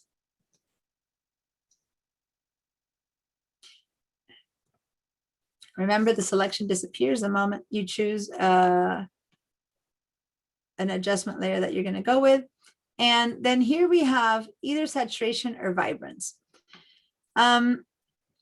Saturation is going to make any tone much more intense. You try a little bit and a little bit more. Let's keep, let me move the nose up here so you can see both my effect. So this is where I started, right? And then as I move it up, it gets more and more and more intense as I keep moving up until it ends up basically being the most saturated that color can be, which is this bright neon orange. So I didn't change it, it just saturated that tone. If I go back to 0, then, and I start moving to the left, I start taking color away until it looks pretty much like his fur, and then take it away even more until it goes black and white. So I end up with a gray nose. Okay, so saturation is between black and white, no color, to intense neon orange. Okay, I'm gonna bring it down there. In this case, vibrance is going to be relatively similar, but it won't get to neon orange. It's just going to intensify it until it becomes intense without going crazy, without going too wild. So if this were skin color, which think about it, this could be kind of skin tone. Vibrance protects skin tones and doesn't let them get too saturated because it knows that people aren't bright orange. So that's as tight as it'll go. So maybe if, well, I wanted was to see his nose a little bit more so that he would match, the color of this would match his eyes a bit more, then maybe vibrance or saturation is a good idea. Now, let me go to the wildest of all, both saturation and vibrance, and let me just look at the selection. Because you know what? I am ridiculously impressed with the selection. See how well the selection blended its way out? I like it more than what happened with the eyes. I love how, I told you this object selection used to be really clunky, but they've been getting it better every time the Photoshop moves on. And remember I said, let me give it a try because they've made it much better. I think it did a good job of selecting feathered and hazy. Again, I'm not sure if it's because it's blending into black, so the rest isn't getting affected, or if it's truly did a good job with selection. I think it did a good job because look at how softly, and this is at 600%, and I still see that color blending really nicely. If I go back to my good old 100% Command or Control 1, and now remember I left it in the absolute most ridiculously bright modes, it still looks, even in this neon blend, that really does look like it was a good selection of the nose. So now I'm going to bring it back to 0 on saturation. And all I've done is I've gone from a very kind of blah nose to a more saturated nose within the same color. That's fine. It's not a very huge change or effect, but I just like that it gave me such a good selection. So I'm going to be happy with that. And now let's one more time, and then we're going to take a break. This should be quick. Let's give it the same thing we did before, which is a different color, but not selecting it again, but picking up the selection from the mask. Okay, so Lisa and Bruce, I'd done the selection one time. This time you did it with me. Now, we don't want to do that again. It took us a while to get a good selection. So now we pick up that selection. Who remembers what we did? Who wants to, how did we make that selection back from the mask that already has it? Does anyone remember? Did we click on the mask? We click on the mask, but what key did we also click at the same time or hold? Oh, Right. Actually, if you're on the Mac, it's the command. If you're on the PC or on VDI, it's the control key. So I'm going to hold the control key because I'm VDI, held it down, and then single click on this mask. And then I pick up my selection again. And why did I do that? Because I want to give it a different effect now. So I can turn this vibrance off. So I don't want that. And I'm going to try now to change. I'm going to just go with, I'm going to give it again solid color. I'm going to try to give it maybe, let me see if I can make it a teal or something like that. And then just remember, when you first make the choice, it looks ridiculous because it's the solid color. You haven't blended it in yet, right? So I'm going to go with bright blue right now just to first say okay. And then I'm going to find a good blend for that nose. I'm going to move up, find a good blend for the nose so it looks realistic. And then I'm going to choose the color I want. So let me go and see if that same one that we used before might work, overlay or soft light. I like both of these, so I'm going to try again overlay since that one worked first. And then I'm going to double click on the color and see if I can give it, maybe I can find a teal. I can make the nose be the same teal as his eyes, which as unrealistic as the eyes look. What's that? how did you get to the color picker? Okay, so I double clicked on the color. Okay. And the color picker comes up. And now I modify it until I can try to match. I think I need a bit more green in it, but look at that. I've matched his nose to his eyes. I like that. So here's my little kitty cat with unrealistic colors, but truly realistic in that it could be his nose and it could be his eyes. So it's been applied correctly with unrealistic colors, but pretty cool, huh? With these little effects that we've learned today.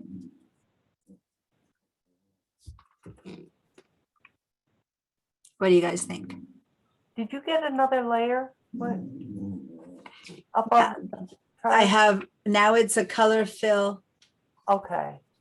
The first color fill was for the eyes. This is a color fill just for the nose.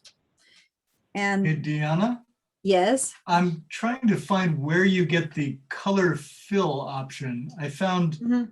when I went to Okay, that little menu yeah, at yeah. the very bottom. It's I not found colored, yeah, it's called solid color. For some reason, solid color. Okay. yeah, for some reason, the color, normally here you see the name, black and white color vibrance, but this one, when you choose solid color, the layer gets called color fill, which is weird, but in the end, it is what we're doing. We're filling in with a color, but yeah.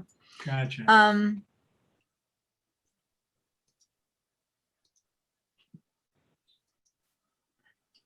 And I'm going to back off on it a little bit so that it looks teal. I want it to look a little bit more like it could be part of his nose, that he does have a teal nose, but it blends in better by backing off on the opacity of my color fill. And I think about 70% because you know, that nose was pretty subtle.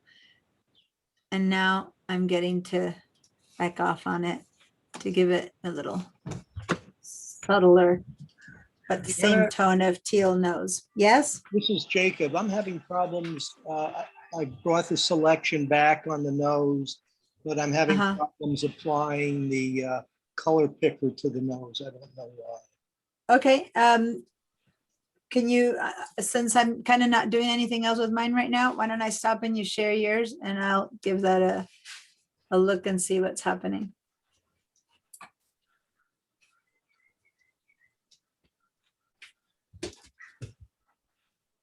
All right.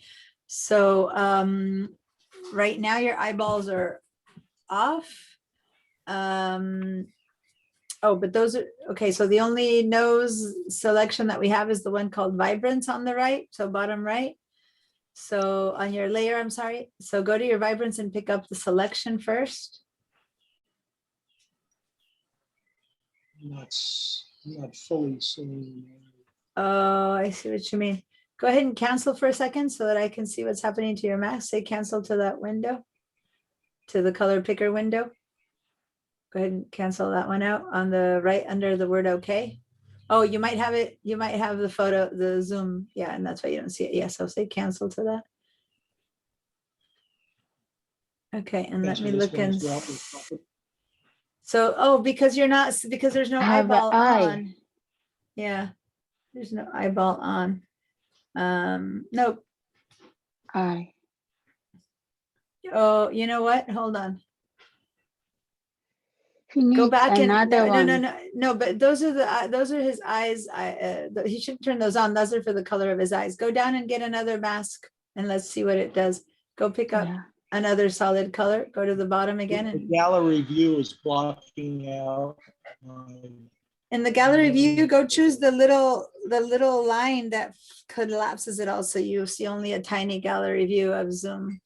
There's a little, yeah, that way it collapses. It's out of the way. Cool. Put on the Now- eye to the color fill layer. That, yeah, but that's for the eyes. So that's fine. Leave it on if you want. No, I mean, if you want it on or off, depending on what color you're trying to match, but it doesn't affect your nose. Now go get another solid color adjustment layer that we don't have happening right now. Very top. Yeah. No, not pattern. That's why you're choosing pattern. Well, which is fine. But- Oh, no, you're right. The mouse was showing me something different. Good. So now it's affecting it. And right now it's looking bizarre because it still hasn't been blended, right? So it's looking like a big cutout. So just say okay to whatever color you have right now. Oh, you said cancel. Instead of okay. No, that's not the one. That's your eyes. No, that's your eyes. Say cancel to that. That's not. Go. You said cancel to what you had just chosen. So go down and choose another color picker. At the very end, instead of saying okay, you said cancel. Yeah. There you go. Now choose the color again.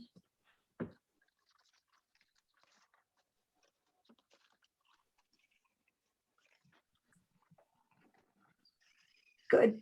Go and say okay. Yeah. Just say yeah. Okay.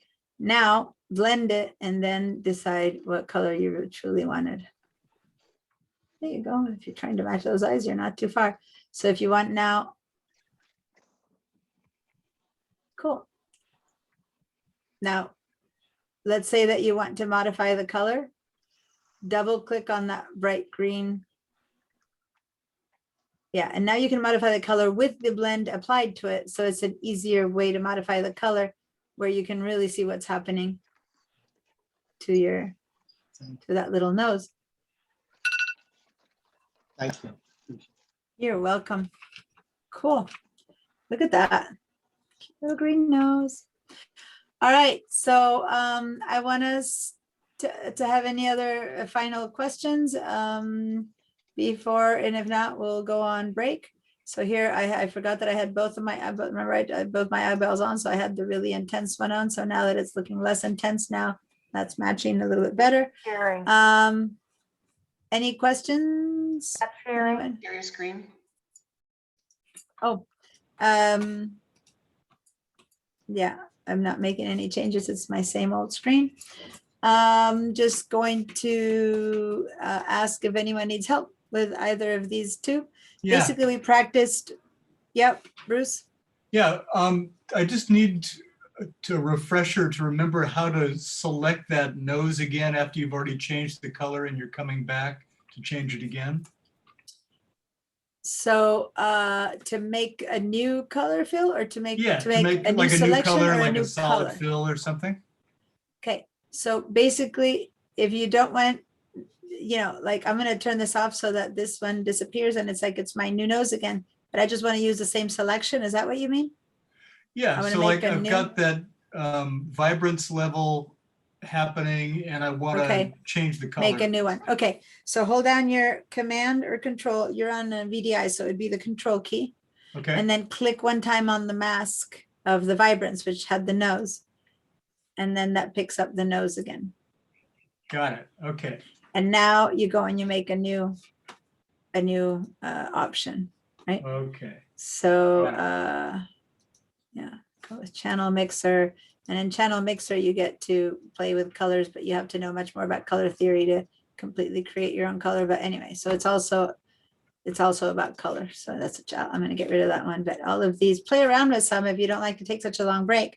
Open a few others, but don't forget to turn off the ones that you have so that you see from zero the effect of what the others are like. Because as I told you, they all affect each other. So here I had the nose, but if I turn on the vibrance as well, then they kind of get murked up because they affect each other. So it's one or the other. All right. Let's go ahead and take our break. Let me stop my share and let me see the time. You know what I've noticed? I haven't been, Gabriela, by the way, if you, I know that we're going on break right now and you had mentioned that might not be here the whole class, but if you want, you can catch up by picking up the, in the bridge, the file that we've been using. I can save the same one so you can pick it up from here and you can play. Since I know you can't stay a while, you might not be able to be here after break. So I'm going to save as this file and put it on Bridge so that you can, oh, this is the one. If you go to Bridge and open this one that says Kitten Recolor Catch Up, this is the file that we're using, but the one that I'm working on so that you can have all this and just play around with it a little bit. Okay. For everyone else, let's go ahead and what time is it? 10:57. So let's be back here at 10. 10:13 or 10:14 because it's 10:58. Oh, sorry, 11. Thank you. Be back at 11:14 at this point, 14:15. Okay.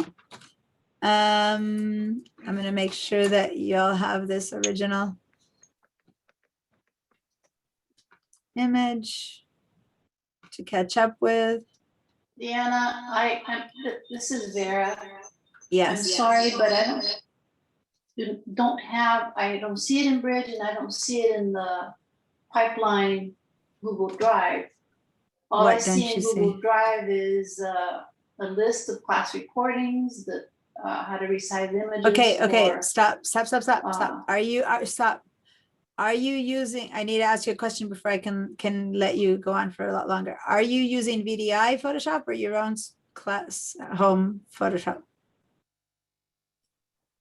Like, are you using VDI for the class right now? Because you'll find it in different places. Or do you have your own connection? I have my own connection.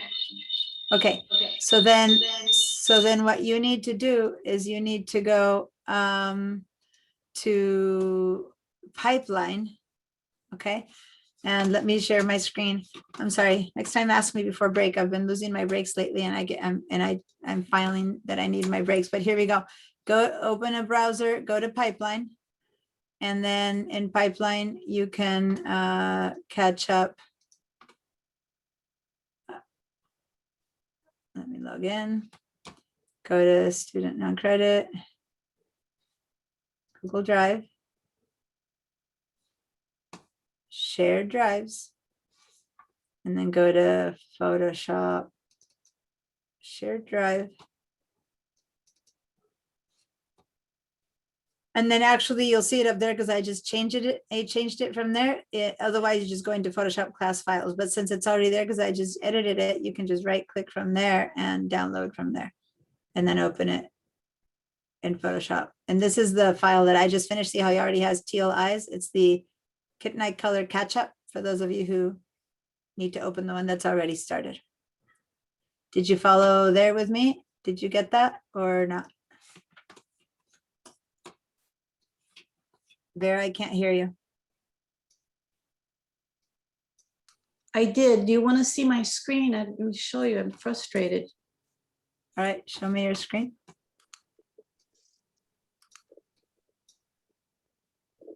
You see here?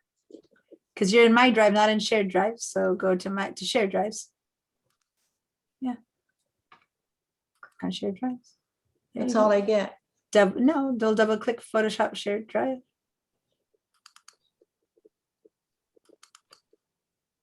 Okay, and now. There it is. I'm sorry. Yeah, and Thank now you. Photoshop, no, wait, hold on. Photoshop class files, summer 2021, the top choice, double click.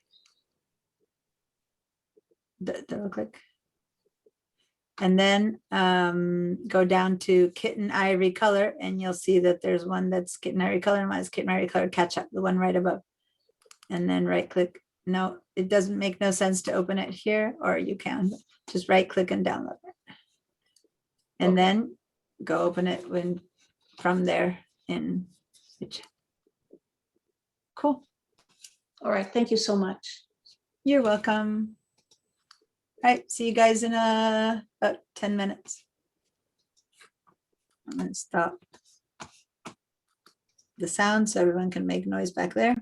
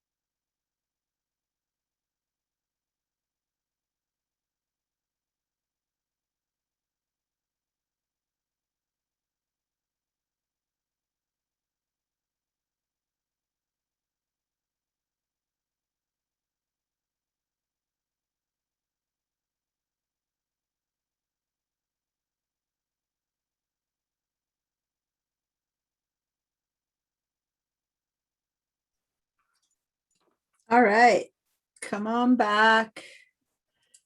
Pied Piper is calling you back from your breaks. Everyone, if you hear me, trundle back, trundle back. Deanna? Yes. Mhm. I also got one of those circle Zoom lights, the ring light. Oh, yeah. Now, experiment before you go live. Oh, Because okay. you can either look like you're in a lineup, which is terrible. But also with your glasses, if you have it Oh. positioned wrong, you end up with these big white. Big circles on my. Thank you for warning me about that. Yeah. I picked it can- up the other day and I haven't opened the box yet. So yeah, I'll give it a try. I thought I have a solution because otherwise I have this light that lights me from the bottom, kind of like Monster, but I don't have anything from the top other than a light that hits the back of my head and makes my face even darker, right? Because it lights Right. me even back from there. So I'm trying to find something to get my Right, front. that's why I got mine, because I'm at night I'm backlit. Yeah. And so I just disappear.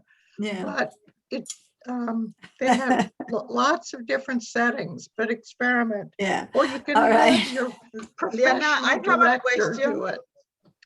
Yeah, that's true. I'd thank you for the warnings to just give it, play around with it before going live. And of course it is different day or night, right? Because again, this Yeah. window for my night classes isn't a problem. So yeah, thank you. I'll try that. I looked at it and I thought, oh, isn't this what all these bloggers are using? And so but I've been so busy, it's in a box. So it wasn't expensive. I'll check it out, and if it works, fine, and if not, then so be it. One try down the drain. The other day, I don't tend to watch my own videos, but I kind of had to watch a little bit of it the other day to pick up a portion, and I went, oh man, what matters is what I share the screen. That's what really matters to you guys. But when my portion of it, it doesn't look too good. Yeah. I have a question, Diana. Yes. I have been working on my pictures, downloading from the phone and then uploading on the Google Drive. And I try to get them the same way I get them from you, and it's not working. Can somebody help me? They are in Bridge already, but when I want to work on them and the Photoshop is not working. Can somebody help me? Okay, so hold on. Certainly, SBCC cannot help you because these are photos that are not part of the schoolwork. Okay. The IT department will be able to help you with that, but after class, stay and I can look and have you share your screen. I can help you. Okay. Okay, Diana. All right. Thank you. Just remind me. Okay. I've been a crazy busy week, but I don't have to rush off to anything today. Other than that, I want to, believe it or not, what I want to do is take graduation pictures of my son, because on the day of graduation, of all things, I don't have good shots of him with all his, medals and cords and all the regalia, because I had all these things happening at the same time. And when we finally got him dressed, he had to rush off. And then he's like the speck in the distance, right? And then by the time graduation was over, it was 8:30 p.m. and there's no light. And I'm like, I never took a picture of you. So he promised that today after class, he'd put it all out again. So I could take a couple of portraits to send to family. And I was like, here's my graduate. Me, the photographer, got no photos of him as a portrait. So yeah. So I can help you with that, and then I'll go and take pictures of him.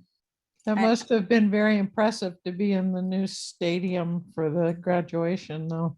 Yeah, so he's a Santa Barbara high school senior, and some of you might not know, but we got I don't know how many bazillion worth of dollars worth of a new stadium that's been started being built 4 years ago. And as a high schooler, that means that my son missed the entire 4 years of his high school. He had no stadium because they've been building this new one, but it finally opened this year in time for COVID. So the good news is that graduation was in the new stadium, and but I entered this high school when it was in construction, so I don't have anything to compare to because I didn't have my child in high school with the old stadium. So it's, I don't know. To me, it's It just was the still stadium. very impressive, and the graduation ceremonies were always impressive, although I taught at Dos Pueblos, the rival. Yeah. No, I saw that my best friend's daughter went there, and so we were comparing photos and stuff. All right. It is very impressive. The whole ceremony of it is very awesome. It's just, 600 kids, actually 500. Okay. Very emotional after the pandemic and everything, The kids hadn't seen each other. I mean, because some kids had been back at school, but others had still been online this whole time. So actually it was for some of them, it was the first time they saw all their classmates for graduation. Okay. So guys, I have, there's so many other reasons to do masking, so many other reasons to do selections. And so we're gonna work a little bit more with that. I'm also going to bring in the conversation. So go back to Bridge, by the way, and I'm leaving the kitten there opened up in Photoshop in case people have questions for something later, but we're done with that one for now. You can keep exploring on your own. So head back to Bridge. Oh, I did the opposite. I meant to say head back to Bridge. And when you look at these, at a photo that you just photographed, right?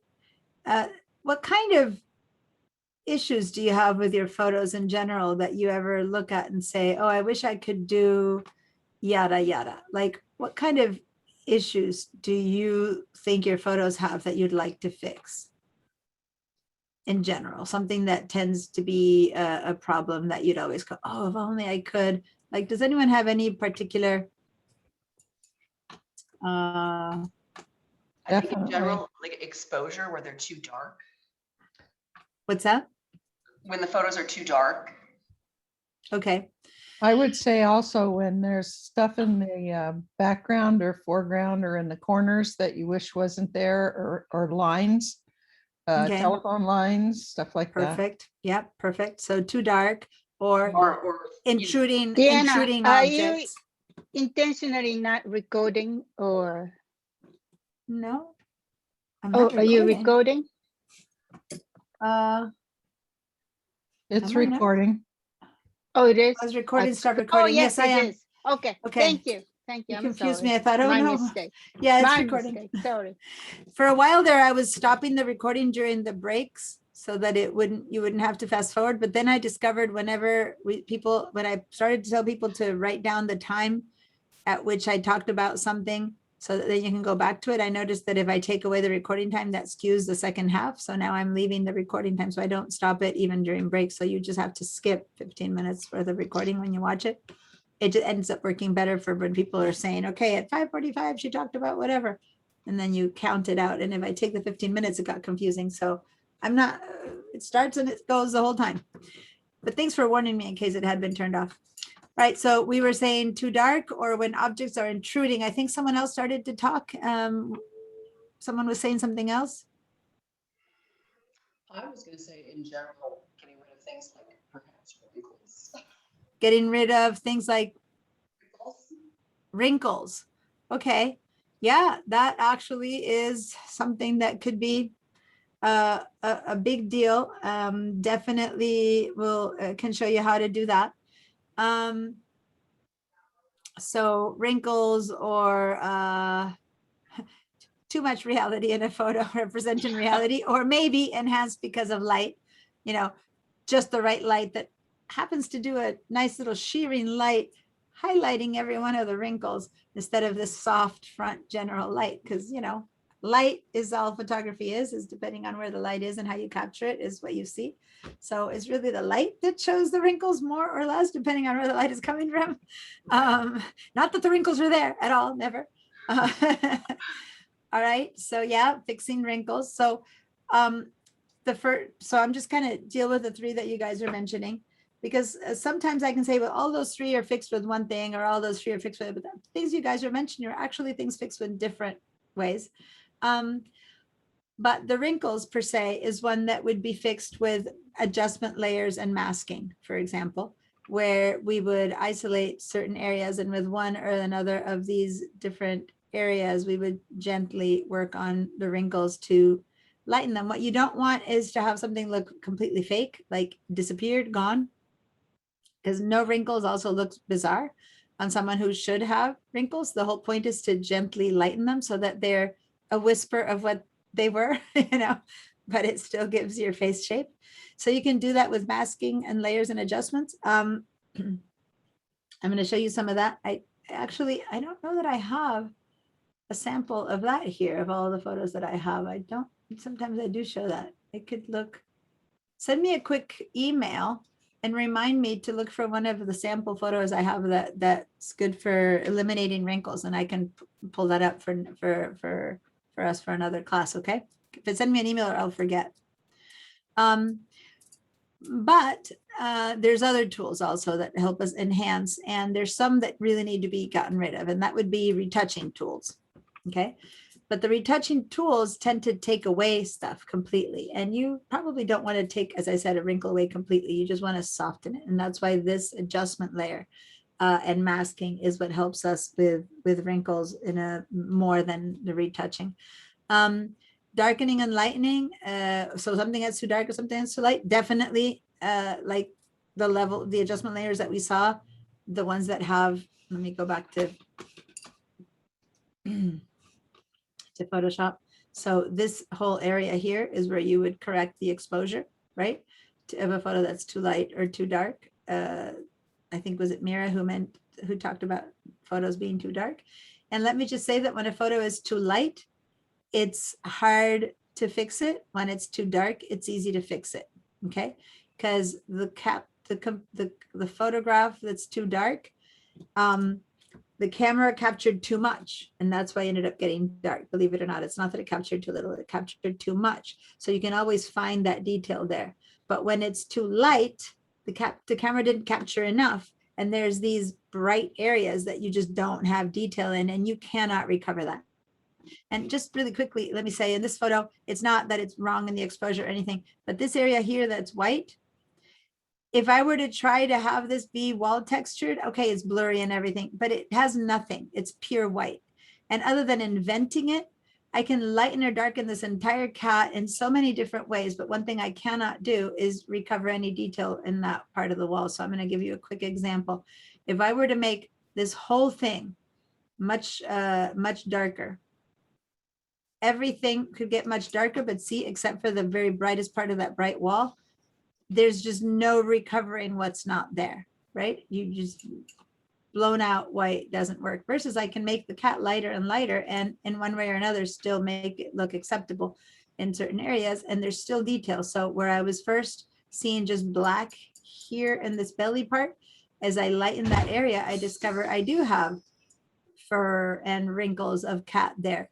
I would have to mask out so that this doesn't affect the whole photo, because the rest of the photo wasn't wrong, but I can keep seeing into the darkness more and more. But if I kind of make things dark, all I get is just a gray, but no, I just, when there's too much brightness, you can't fix that. Okay. So that was just a little example of what can be fixed and what not. So too much darkness can be fixed, too much brightness or overly white cannot be fixed. And you would do it with adjustment layers, or in RAW. Like you could use the RAW filter that we used the first couple of days, and then just work with exposure over there. Now you could not do retouching of wrinkles in RAW, so you would need Photoshop for that. Nor can you eliminate objects that are intruding in, which is the last thing that you guys mentioned in RAW. You would have to use Photoshop. So the only of those three that could be done in RAW, thus it could also be done in Lightroom and in other places, was the lightening or darkening. But all the details that you mentioned, wrinkles or things that are in the way, you need Photoshop for that. So and while I go back to my bridge, any other comment that you guys have about your photos that you'd like to be able to know how to fix or do? Well, there is one thing, but I'm probably the outlier here, because it's about how to add color to a illustration, not so much a photograph. Yes, in fact, notice, and this is not necessarily what you're talking about, but this is a photograph turned into an illustration. So that's an example, which is probably an effect that is not what this was trying to imitate the Hope and change. Hope and Change. This was when my son was in middle school, his friend was running for board president. So they thought, oh, how about we, my son knew about the Hope and Change poster, and so we made him with that same effect. Well, guess what? It would have been great anywhere else, but it totally flopped in middle school because middle schoolers had no concept. It had been too long ago. The poster of Obama was too old. Middle schoolers did not know. They're like, why did you do that to his face? Like they didn't get it at all. It was a total failure. So know your audience, okay?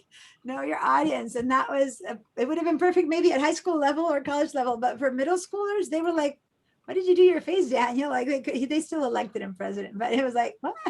But anyway, that's an example of a photograph.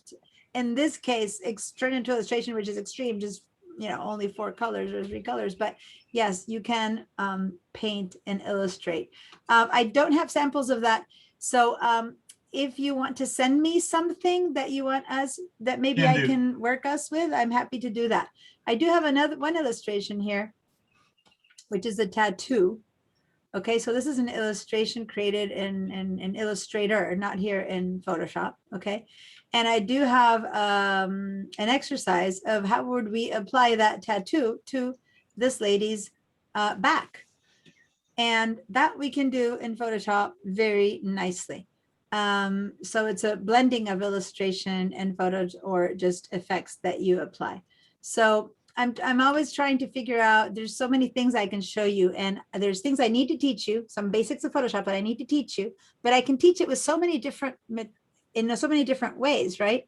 That I always want to get a gauge for what the class wants, and then adapt it to what I know I need to teach you. So that's why when you tell me what you're up to and what you care about, then I can address it a bit better. So Bruce, send me something of what you're talking about, and I'll see if I can apply it to this class. Thanks, I will. The more appropriate place otherwise for that might be when I'm in the Illustrator or in the Digital Design Techniques, where I blend those Photoshop and Illustrator, which might apply a bit more. I don't know until I see what you're talking about. I don't know. Okay. Now, as far as getting things to disappear, there's a ton of retouching tools that are available that I haven't shown to this class yet that would work for that, and content aware tools, which Bonnie has worked in the past with some of the content aware tools, and those are amazing for how they get rid of stuff that you don't want. Okay, so I just wanted to hear a little bit back from you. If you have a specific request, send me an email and say, I'd like to try this, I'd like to try that. And as long as it fits within the general set of things I need to teach you, I'd love to adapt and make it fit your request. And if you actually have a specific particular image, I prefer not to add new images because then people have to re-download them. But on the other hand, it's not such a big deal to re-download them. Those of you who are at home, in fact, today, 3 of you had to do it to catch up. So if you send me a photo that works, that is appropriate for the sample, I'd be happy to include it and use your photo. If not, I'll use an image of what I have to teach the concept that you're interested in. Okay.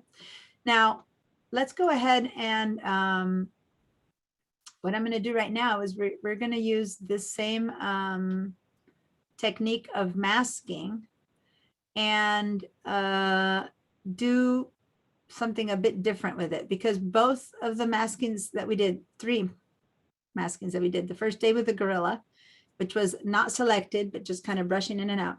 And today, much more targeted, first select and then mask, which I think was a clear example of masking. Mira, did it seem a bit more? Now we didn't play with a mask. We just made it, the selection made it, and that's it. And then we just played with the effects. But it was much clearer what that little hole in the mask did, right? It hid everything else from the effect except for what I wanted. Now, last week with the gorilla, it was the same, except for the effect we first applied to everything. Then we made it black so that it wouldn't affect anything. And then we started making our holes. So it was the same idea, but it was a more roundabout, organic way, right? So let me, since now you really kind of got the concept with the you got the concept. I'm double clicking on the gorilla again. You got the concept of the mask. Let me just show you now in a quick succession, 2 or 3 steps, so that it ingrains in your brain. So don't do this, just watch. Without selecting first, because there was nothing to select here that was blue, right? It was areas. So without selecting first, if we first made the mask, right? So in this case, the level, the adjustment layer, and we chose a levels adjustment layer, which was for lightness or darkness, right? So here we have the mask, but this time it was white at the beginning instead of black. Why? Because we need to see the effect on the whole creature. So then we lightened it. So say that I think we went a little bit lighter like that. So let me just do something that's really obvious. So we made some lightness to it, right? So we made the whole thing lighter, but we didn't want to apply the lightness to everything. We made it lighter, but we really wanted one area. So the whole thing, the mask is basically not being used. It isn't a mask. It's basically the entire image was being affected because nothing was restricted. Okay.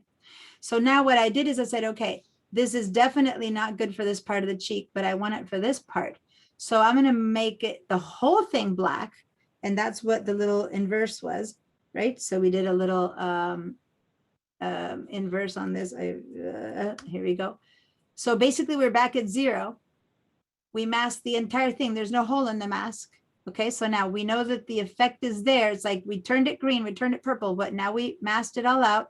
And now we paint in the only areas that we want that purple eye, or in this case, that lighter guy.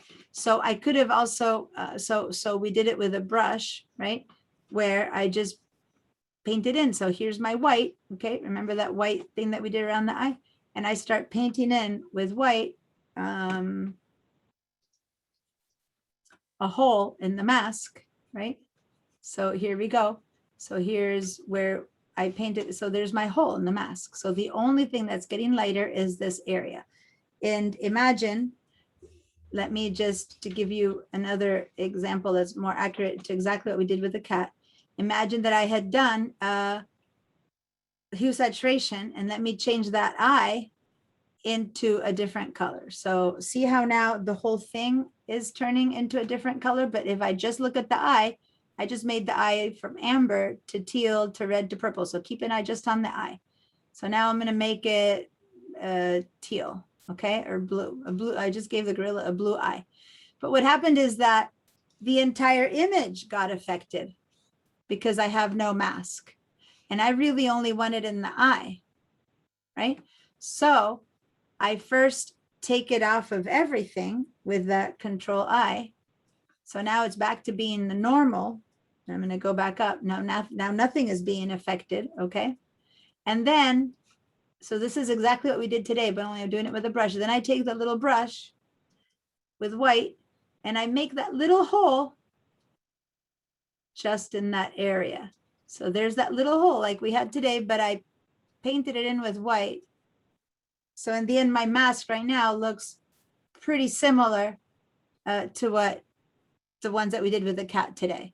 It's basically everything is black with a little hole, and that's the only thing that is allowing the color. And I can just double click and now play with those colors, and I can instead make it be purple or green. So now this is exactly the same effect as the cat. Got it? Only we did it the long about way without the initial selection. We first made the correction, then we masked it, and then we opened a little hole. So if you can relate what we did today to this one, does it kind of, the blocks beginning to fall into place a bit more now? Okay, now this treatment that we did for the gorilla, we could have done this for the eye just like we did with the cat, first selecting the eye. But for the rest, there was nothing really to select. It was just a general thing. And that's why we had to gently paint in strokes over the areas that were blue. And that's why for this effect, we had to use the paint in effect versus the tight selection. But in the end, now we have this entire thing blocked out by black, and then just the little hole opened up. Okay, so I'm going to turn this off. I didn't necessarily want to, I just wanted to show it's the same exact thing. It's a black mask with a little hole. It's a black mask with a little hole, only last time we had big holes in it that covered his skin and that were painted in versus pre-selected. So 2 ways to get to the same place. Okay. Now, even though we did it in two different ways, we did the same thing the other day and today, right? We found ways to modify our image in an area, but the eye stayed. All it did was change color or change saturation or get some color, get the blue out of the image, but the gorilla didn't change. Nothing had to go away. Instead, there's a reason to use masking where things do actually go away. So let's go open this file here that's called replace image background. Down by the R's. Let's double click on that guy.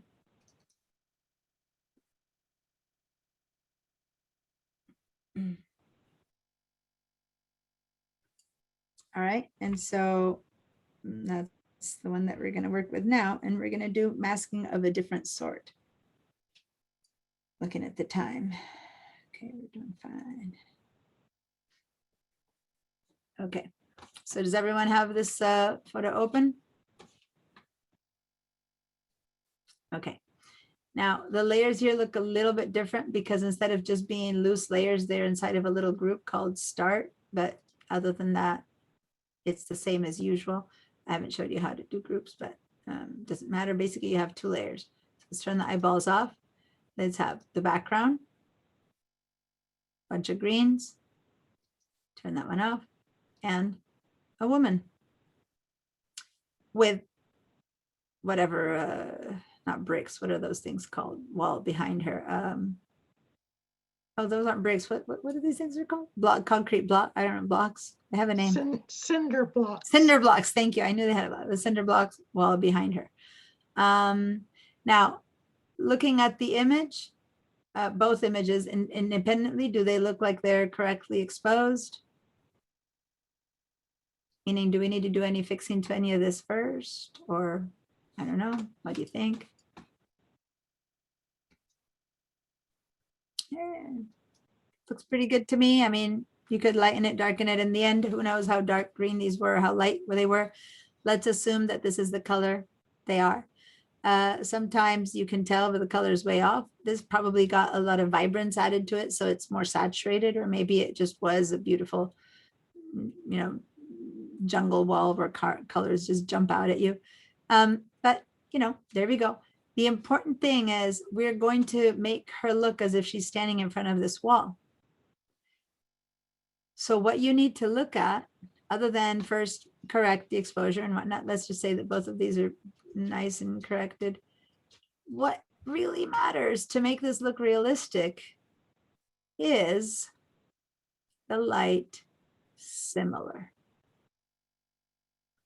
Because if the light isn't similar, you can't pull this off. So you need to look at where the light is coming from, where the shadows are, if they're harsh or dark light. I mean, where is the light coming from in the greens? Can you tell?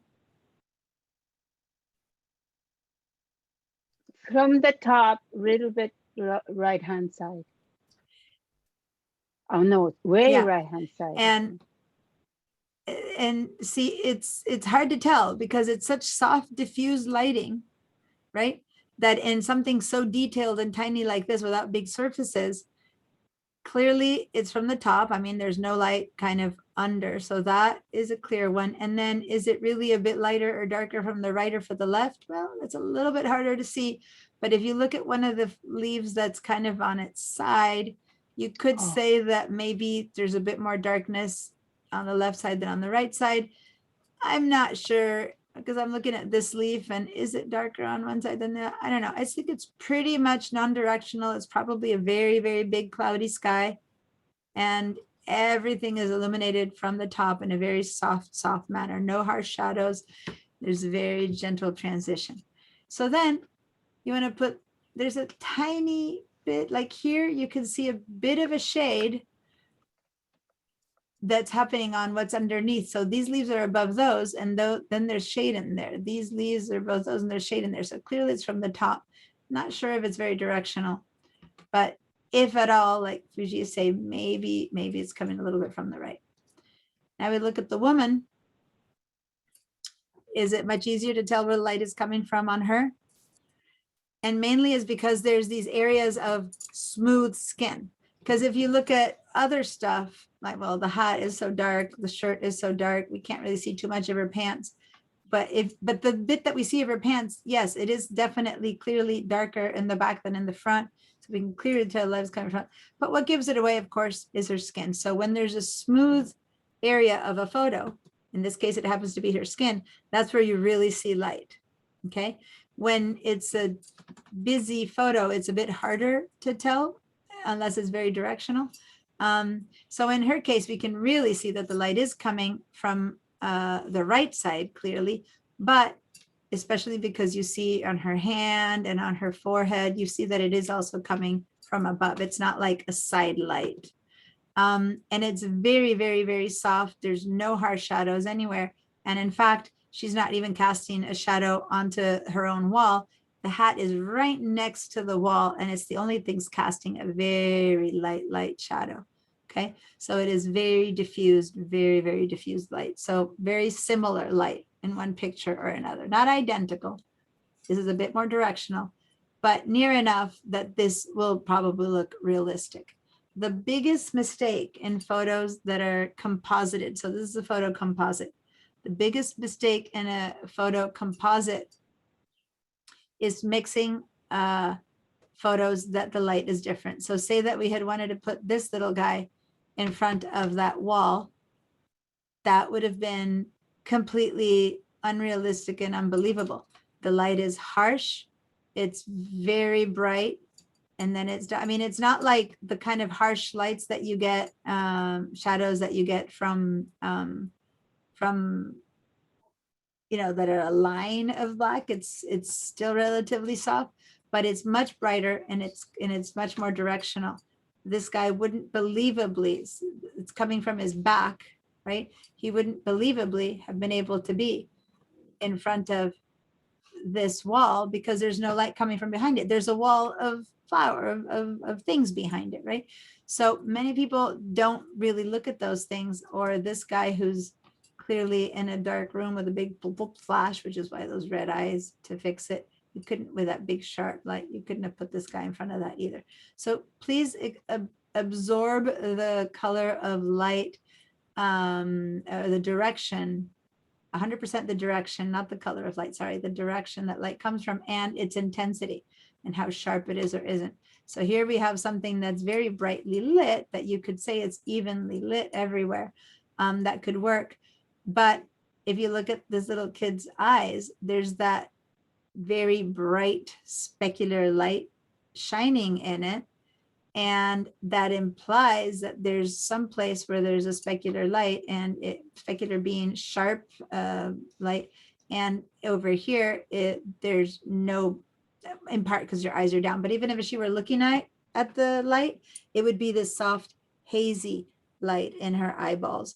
So can you fake it? Can you then soften out that light in her eyes? Maybe some things can be faked, but light is hard to fake unless you're really good. So start by choosing a similar light. Okay, so this choice is already made for us, which is why, of course, the layers are already in Photoshop. Oh, sorry. It's going to be. So I've already put them together, so I know it works. But I wanted you to realize why it works. Okay. Now, the other thing to learn remember, I teach you things not to get this one photo that I'm teaching you well, but so that you can know how to do this to your photos. So I care about why this photo is in front of these greens versus any other photo, because that's what I want you to do. I know some of you guys work with a lot of these. I think Bonnie, you do a lot of collaging of images, right? And so you might want to consider anyone who does that to really inspect your photos well to see how realistic they look. Okay, now this image here also has another special thing happening to it. If you look at the thumbnails of the bottom image, the green, that's all there is. This is the image that we have, and there's no more of it. In fact, if I were to try to make it bigger or smaller, it would show me that there's no more to it. But this one here has that little box. See to the left of where it says model at the bottom of her, there's like this little box right here. I don't know if you can see how big you can see, but look at yours and look at that little bottom right on this little thumbnail, and you see like a little square box on it. Yeah. That indicates that this is a smart object. Okay. Now, I haven't really introduced the concept of smart objects yet into this course. I told you guys to read the handout about resolution. And if you haven't yet read it, please read it, because we're going to talk much more intensely about resolution next week. But this smart object has to do with that conversation. Let me just say that if this photo had to be made much smaller or much bigger to fit against this background, we could do it relatively safely because it's a smart object. Otherwise, if it weren't a smart object, we wouldn't want to be messing around with its size too much, because if we were to make it smaller and then bigger, it would lose quality. Okay. I'm gonna like the whole conversation. I'm gonna let this whole conversation about resolution fall in deeper, and smart objects fall in deeper once we have the whole conversation class that we'll work on next week. But just know that this is not a regular kind of layer, because being a smart object, one thing that's happening is that it's protected. It's protected from being affected. Notice that if I put my mouse over it right now, I've got this little forbidden symbol, like a little at the base of my mouse. So try to hover over it. So if I go with my selection tool over it, that's fine, I can move it. But if I go to one of the retouch tools, so these little guys here that look like brushes or something like that, and I try to hover over it, it's like, nah, you can't touch me. Okay, so here on the left, if I put the same brush that I was working on the mask, you can't touch me, you can't paint on me. If I go to the selection tools that we had before, yeah, it's allowing me to select. So depending on which tool I have, it might let me do it or not. And that's because anything that affects the pixels of this image, it's being protected from. It's going, no, you can't do that to me. All right. That said, a mask doesn't affect the pixels. In fact, the opposite way. It really doesn't affect the pixels at all. That's why we mask, right? To not completely go in there and paint teal over the cat's eyes. We create a layer and a mask that we can turn on and off. So it's really affecting it as easily as a pair of glasses affects me when I put on pink sunglasses, but it really isn't changing my eyes into seeing things in pink, right? So we can still mask a smart object because it won't affect the smart object versus one of these tools would affect it. So let's go ahead, and what we want to get rid of here is the wall she's standing against, so that she looks like she's standing against green. And we want it to look relatively realistic. So, and I know greenery can have so many different sizes in the world, but sometimes you might need to also look and see whether is she a giant in comparison to the leaves, or is she normal, or is she too tiny, right? So in this case, I think it's pretty normal, you know, the size that she has against these leaves. But don't forget ever when you're trying to collage things to not only look at the light, but to look at the proportion. Now, if I want to move her up or down, do I have more of her? Nope, there's no more up. If I move her down, do I have more of her down there? No, we're kind of done. She is as big as she is, you know, because it could have been that we could see all her pants, or it could have been that we saw her whole hat. That would have been nice, but we don't.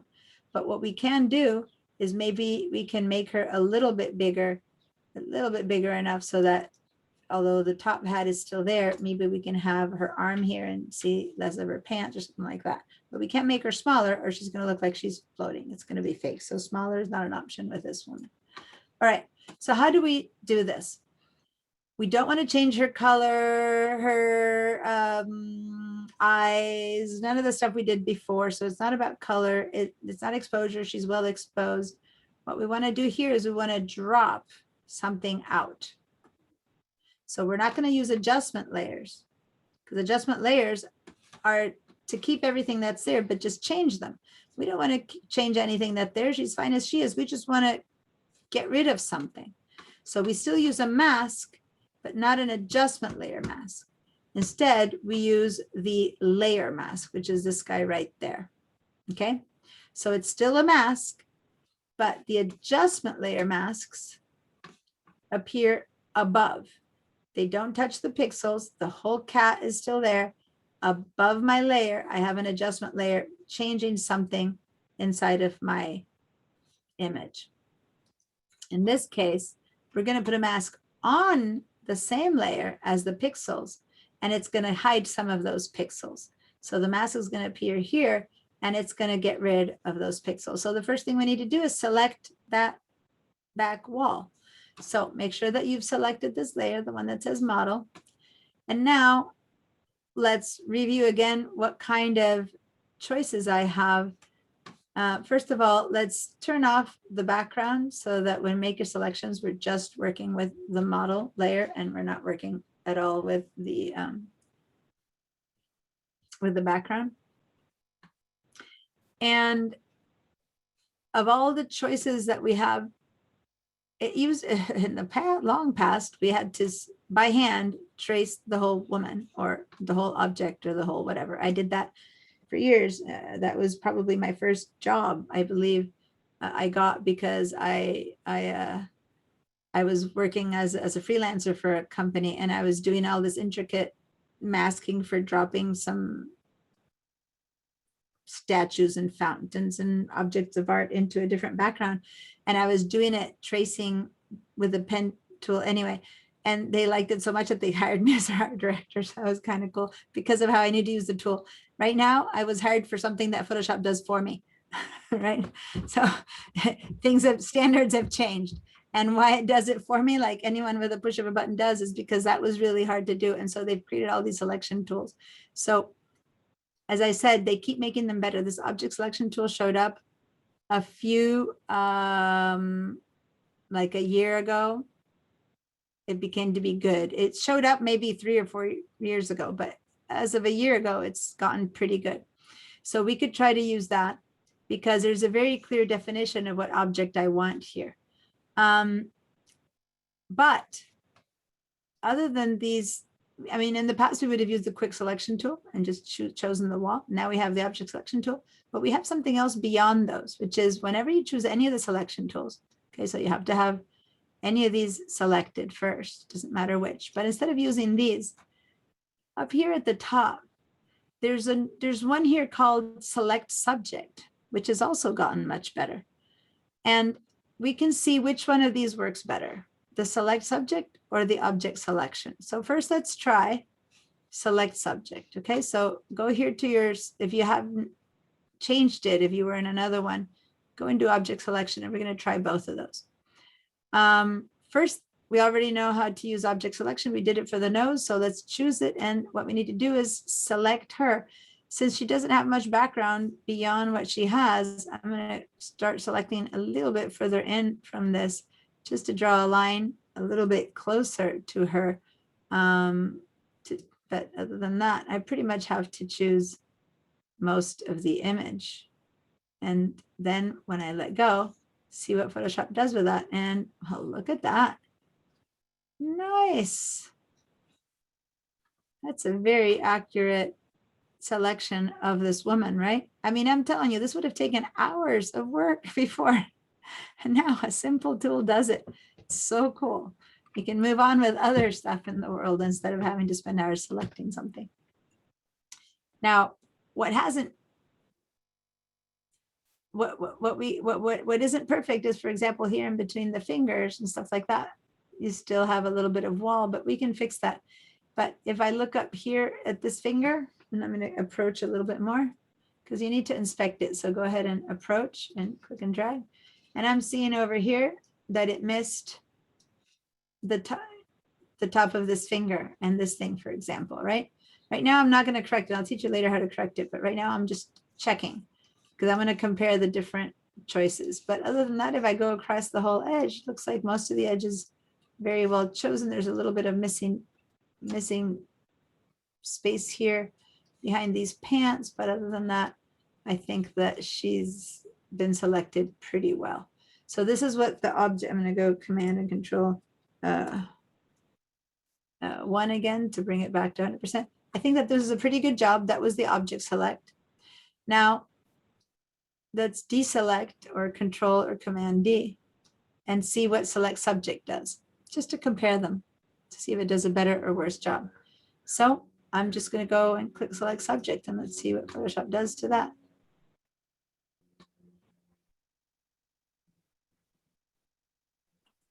And here we go.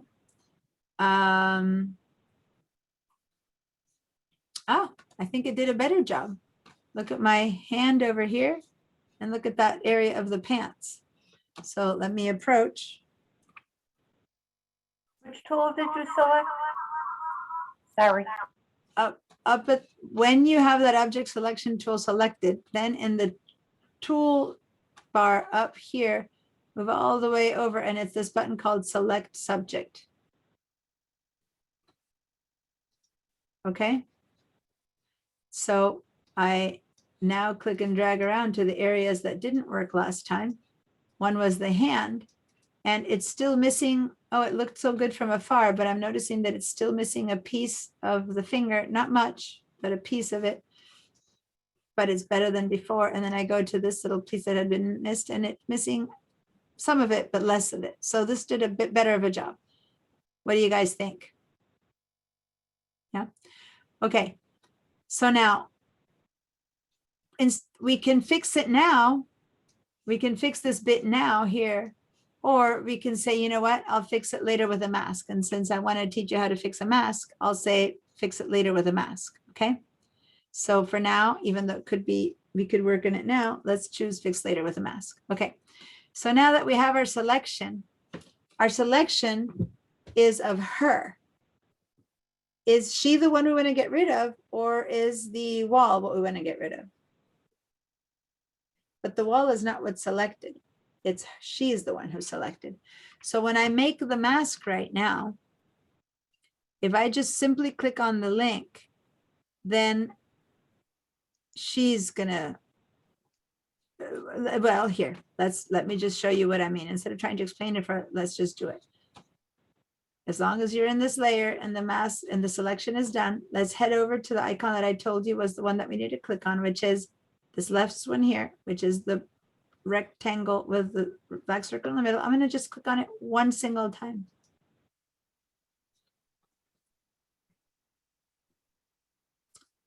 And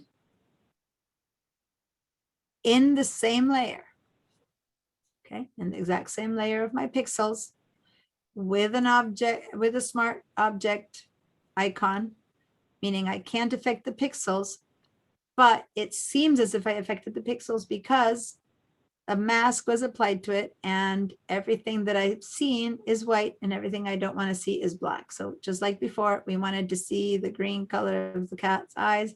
That little bit was white, and what we didn't want to change, which was the actual cat, stayed black. So in this case, you are hiding what you don't want to affect. And so here it is, we're hiding the wall and we are seeing the woman. So if I now were to change color, it would apply only to the woman and not to the wall, right? Because the wall is hidden. All right, did everyone get this effect? No. Now, okay, did you click down here on this little icon? Did you make your mask yet? Penelope?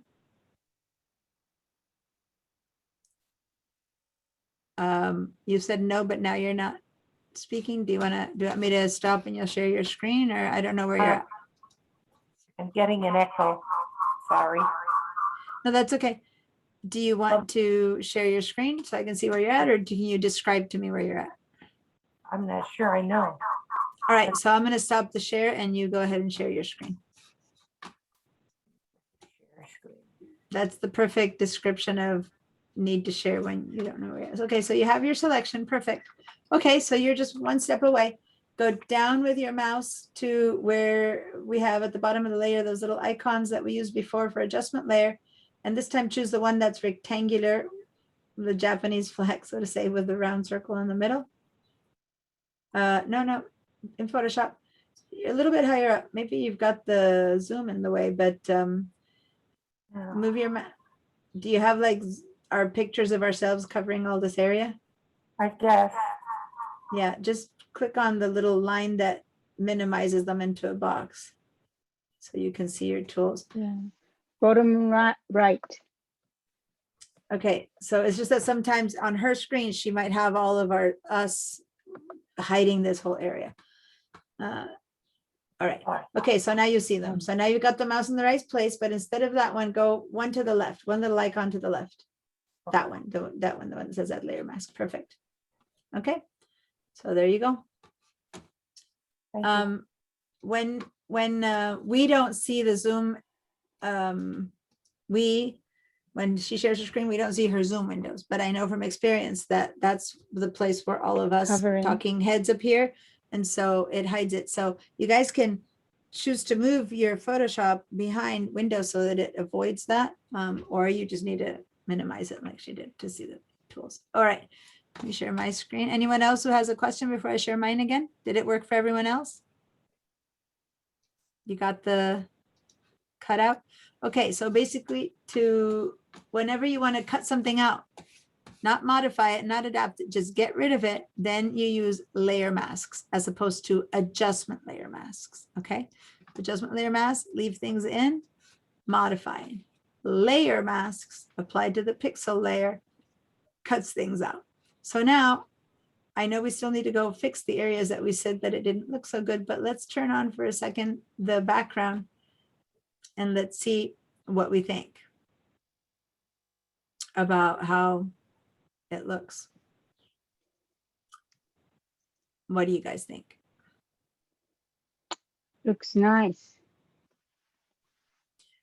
Move her a little bit to the center. Okay, we can move her a bit to the center. I kind of prefer her not to be centered. I find there's this thing about 1/3 ratio. rule. There's this ratio kind of thing where things are balanced, that if we do move her to the middle and she's centered, it tends to be a little bit more, let's say our eyes are less, it's more boring to our brain to see something centered. So when something is a little bit offset, like 2/3 rule, it works better. And if I were to move her to this 2/3 rule, since she's looking that way, if I look at this image, it would kind of, I would quickly move, my eyes would follow her eyes and leave the picture. And so then I don't really explore the whole thing. So ideally having her on this 2/3, in fact, maybe even more or less, but then if she's in the corner, you follow by looking at this and you follow down there. So you explore the picture more. So usually you want to kind of leave space in front of someone's eyes in the direction that the eyes are looking to have that the viewer's eyes stay inside the image, right? So here you kind of would do this, you would go down and then you kind of go up again, or you might even follow her arm and then this arm and go in again, and then go out to explore and then go back in because of the arms leading you back into the head. So I would probably not put her on the left side for sure, and maybe not much further into the middle. You might put it a little bit more in the middle, but definitely not in the middle. Okay. So anyway, I don't know where she was originally, somewhere around here. That sounds about right to me. But then again, this is why this is I'm just giving you my opinion, not my certainty. And in this case, this is very important. Listen to me. If this is a portrait of her, she wanted this photo, like it's her graduation or whatever, you definitely wouldn't flip her. But if this is a model and you're just trying to take a photo and this is not for her, it's for you, and you're just doing a photo that you think is beautiful, you could also say, yes, but I really want her to be on the left side. So what you can do is you can flip her. And why do I say, and let me just show you what I mean by flipping her. I'm going to just do it really quickly and then, oops. And then we can all, I can show you guys how to do it, but I'm just, this is what I mean by flip her, right? Where she's looking in the other direction. It's not about how I did it right now. I'm just trying to get to the concept. This is fine if it's a model. If it's a real person, this might not work well because people tend to have defining features and they'll look at themselves and they won't recognize themselves because they'll know that the left side of their lips is a bit wider than the right side, or that they have a freckle, or that they have a mole, and they'll look us and the symbol be wrong to them. And what'll be wrong to them is that they'll know that it's tiny. In her case, I don't see any defining marks that might give it away, but many times there are defining marks that left or right is not the same thing. Anyway, Deanna, but to this would me, work. it looks, when she's on the left of the screen, the lighting seems to match better and doesn't make it look like she got pasted into this picture than she does on, Mhm. but she looks Mhm. better on the left side than on the right side. In That's this just- direction. Yeah. So Bonnie's looking at the light, okay, and you can agree or not agree with her. Again, a lot of this is subjective, but something like light isn't so subjective. Like, did you like her to be centered or middle or not? That's a bit more subjective. Should you flip her or not? That's a bit more ethical and moral. And is it really a portrait of her or not? But is the light right or not? That's like, you can just see it, right? So what Bonnie's saying is that she thinks this light falling from the left side seems to work better from what she is thinking that is happening to the background. And again, you can agree or not, but the best thing you can do is test. This is where I have it now. Let me just, you guys didn't do this, but let me move this one back to where it was before. So the best thing you can do when you have a question like hers is to actually have both options and then compare. So I'm going to show you right now in a second how I did this so that you can do it too. But the best thing I can do is have one here, look at the light, turn that one off, have one here, look at the light, and then get the feel for it, right? And then many of you might agree with Bonnie. A few of my might go, no, I prefer her on this side, right? So when, again, this isn't a portrait of her, we can do this together. So let me show you how I did this. So now I'm going to get rid of my second one. Everyone has this version. How do we flip her? Okay, so let's first make a copy of the layer because I don't want to just flip her and be stuck with one. I want to be able to compare. So first, let's copy this entire layer. So once it's selected, go ahead and either use Control or Command of your Mac or PC and then tap the J. And that gives us a duplicate of the same layer. All right. Once you have that duplicate, we don't want to see one on top of the other. So turn the eyeball off of one of them. You won't see any difference because they're exactly one on top of the other. So just turn one eyeball off. And now select the layer that does have the eyeball on. So don't have this one selected and that eyeball on. You know, have the selection of the one that has the eyeball, whichever one it may be. Make sure it's the same selection and the same eyeball. And now we're going to go do a, I always do it with shortcuts, so I need to find here under Edit, Free Transform, or you know, the easiest way would just go to Transform instead of using shortcuts and say Flip Horizontal. I used the shortcut of Command T and then I did my flip, but this is what you want to get to. You want to get to the Flip Horizontal mode. So I click got on lost that. looking for the J. What's that? I got lost. Okay. looking for the So J. here, Copy. so Command or Control is what you hold down, and then you tap the J one time, and that duplicates your layers. So you get two of them. Did that work for you? Where's the J? Letter J on your Command J. keyboard. So hold down the Command or Control. I think you're on VDI, so you'd be Control. And then on your keyboard, the letter J, tap it one time. Letter J like for Jack, for John, for jump. Okay, it's a shortcut. Or you can actually instead right-click your layer and say duplicate layer. And that also gives you a duplicate layer. And you say, okay, and now you have another one. Now I have three. Okay, did that work for you? Yes. All right. So now when you have a duplicate layers, turn the eyeball off the one that you're not selecting, whichever it might be. I think you probably end up with the top one selected. So turn the eyeball off the bottom one. Doesn't matter which. And then we're going to go up to Image. No, it wasn't an image. It was an Edit, Transform, Flip Horizontal.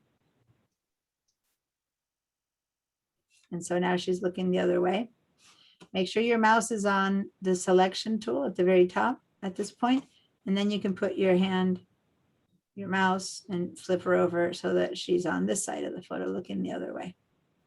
Okay. And then you can just turn this eyeball on and then turn it off and then turn this one on and off and then just make your decisions. And some of you might decide one, some of you might decide the other. The light on the background is so non-directional. It's so non-directional that I don't know it makes much of a difference. What I do see though, is that many of the leaves, you kind of are seeing cameras a little bit to the left of these leaves. You know what I mean?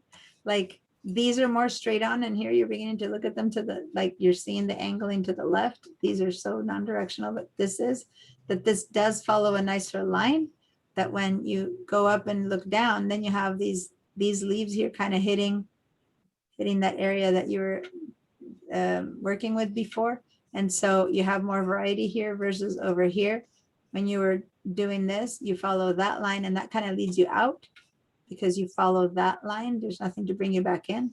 It's just a small thing, but your eyes here and you circle that and you come back in, you know, it's when the light isn't very specific, maybe that's why it was more comfortable than because of the light, maybe because of how the leading lines work, but it could have been the light. I'm going to stick with this one that Bonnie suggested. You guys can sit with whichever choice you prefer. But now you know how to flip an image. All right. I also think that when she was on this side, one thing I do like is that you had a bit of other color though. You had all these purple leaves there that brought a slightly other color here when we have her over here. She's kind of hiding the purple with a hat. So, you know, if you prefer color, then you might go the other way, your choice. In this case, the background is so non-directional that both work. Diana, All right. Diana, quick question. Yes. How did you move just her to the left as opposed to the whole image with the background? Well, if you are selecting her layer, that's the only thing that would move. You would have to actually select 2 layers in order to get the background to move. So I'm not sure how you would have done that unless you had selected all your layers like that. So just select 1 layer or put your mouth right on top of her and then you move only her. If that's not working, then share your screen and let me see what's happening. Let me see. My layer. And you have to be in the move tool, which is the Yeah. top tool. I am on move tool. Yeah, that's not working. All right, so Okay. go ahead and share your screen. Everyone save your file as, if you're on Google on VDIs, do a save as and put it in your share in your My Drive. If you're at home, just a regular. So share your screen. See, so if, so I have it selected and I go to move her, everything. Okay. All right, because you're out. Yeah, first of all, Uh-huh.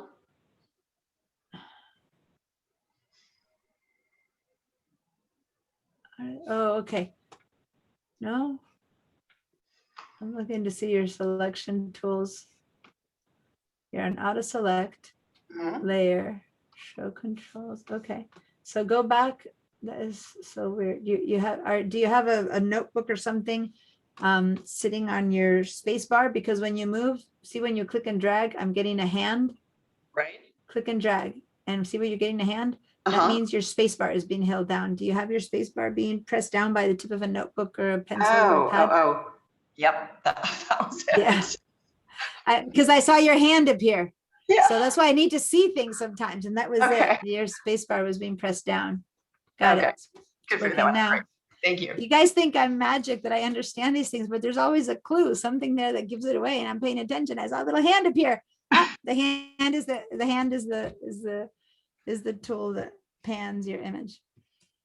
You know, it's kind of fun. You become like a detective when you teach these things. You have to have like this second sense. First of all, I've taught this for years, right? So, and I'm in the presence of people making these mistakes year after year. So I kind of have an idea. And then I go visit her in the computer and I'll look and I'll go, oh, there's a notebook there. But when I'm not seeing you, I have to rely on my 20 years experience to imagine what could be happening. And then I can remind myself that sometimes people take notes on notebooks. Mhm. If this were my first time teaching Yeah. online Photoshop, I would have never guessed that. I like the Right. idea that she's really looking back. It's beautiful. Mhm. Yeah, you have to always analyze images from what your eye does when it moves around the image. And our eyes, Western people who read English or, you know, Roman alphabet, whatever, our eyes enter the image at the top left as if we were reading a book and move to the right. Okay. Mm. And then they go down in diagonal to the next line and they move to the right. So that's what our eyes do, even if we're looking at a painting, which there's no writing on it, but our eyes kind of do that thing. And then when we hit something, so our eyes start on the left, and when we hit something we find interesting, boom, we stop there. And then instead of just zooming on and doing that, we begin to follow lines. And so it's typical that if someone's looking down, we do kind of go like that. And then if you're going like that, either you stop here and you follow these strong lines and get brought in, which is what makes this a very powerful portrait. Or if you keep going, then other lines in the image might bring you back in. And so if you had here a chair pointing that way, our eyes might keep going that way. But if you have, you know, other leading lines that bring you back in, and many times the difference between one image and another, which makes it better, is all that stuff that you're not looking at. It isn't the actual person's photo, but it's, you might go, oh, the face isn't good here, but it looks like so much of it, but the rest of it balances out in a way that's more pleasant. Right. And so, yeah, you have to look at everything, not just at what's the obvious as to why are you liking one image over another. Anyway, so here we are. Again, I don't know which one you chose. It doesn't matter. The fact is that we have one. Share screen. Oh, thank you. As usual, I forget my share after I share it away. All right. So now let's many times you then need to work with this image to make it blend in more. There's not much more we need to do this image to make it blend in more other than the color of the light. So let's see, because this one kind of cut out. Oh, we had said that we needed to fix the mask. That's true.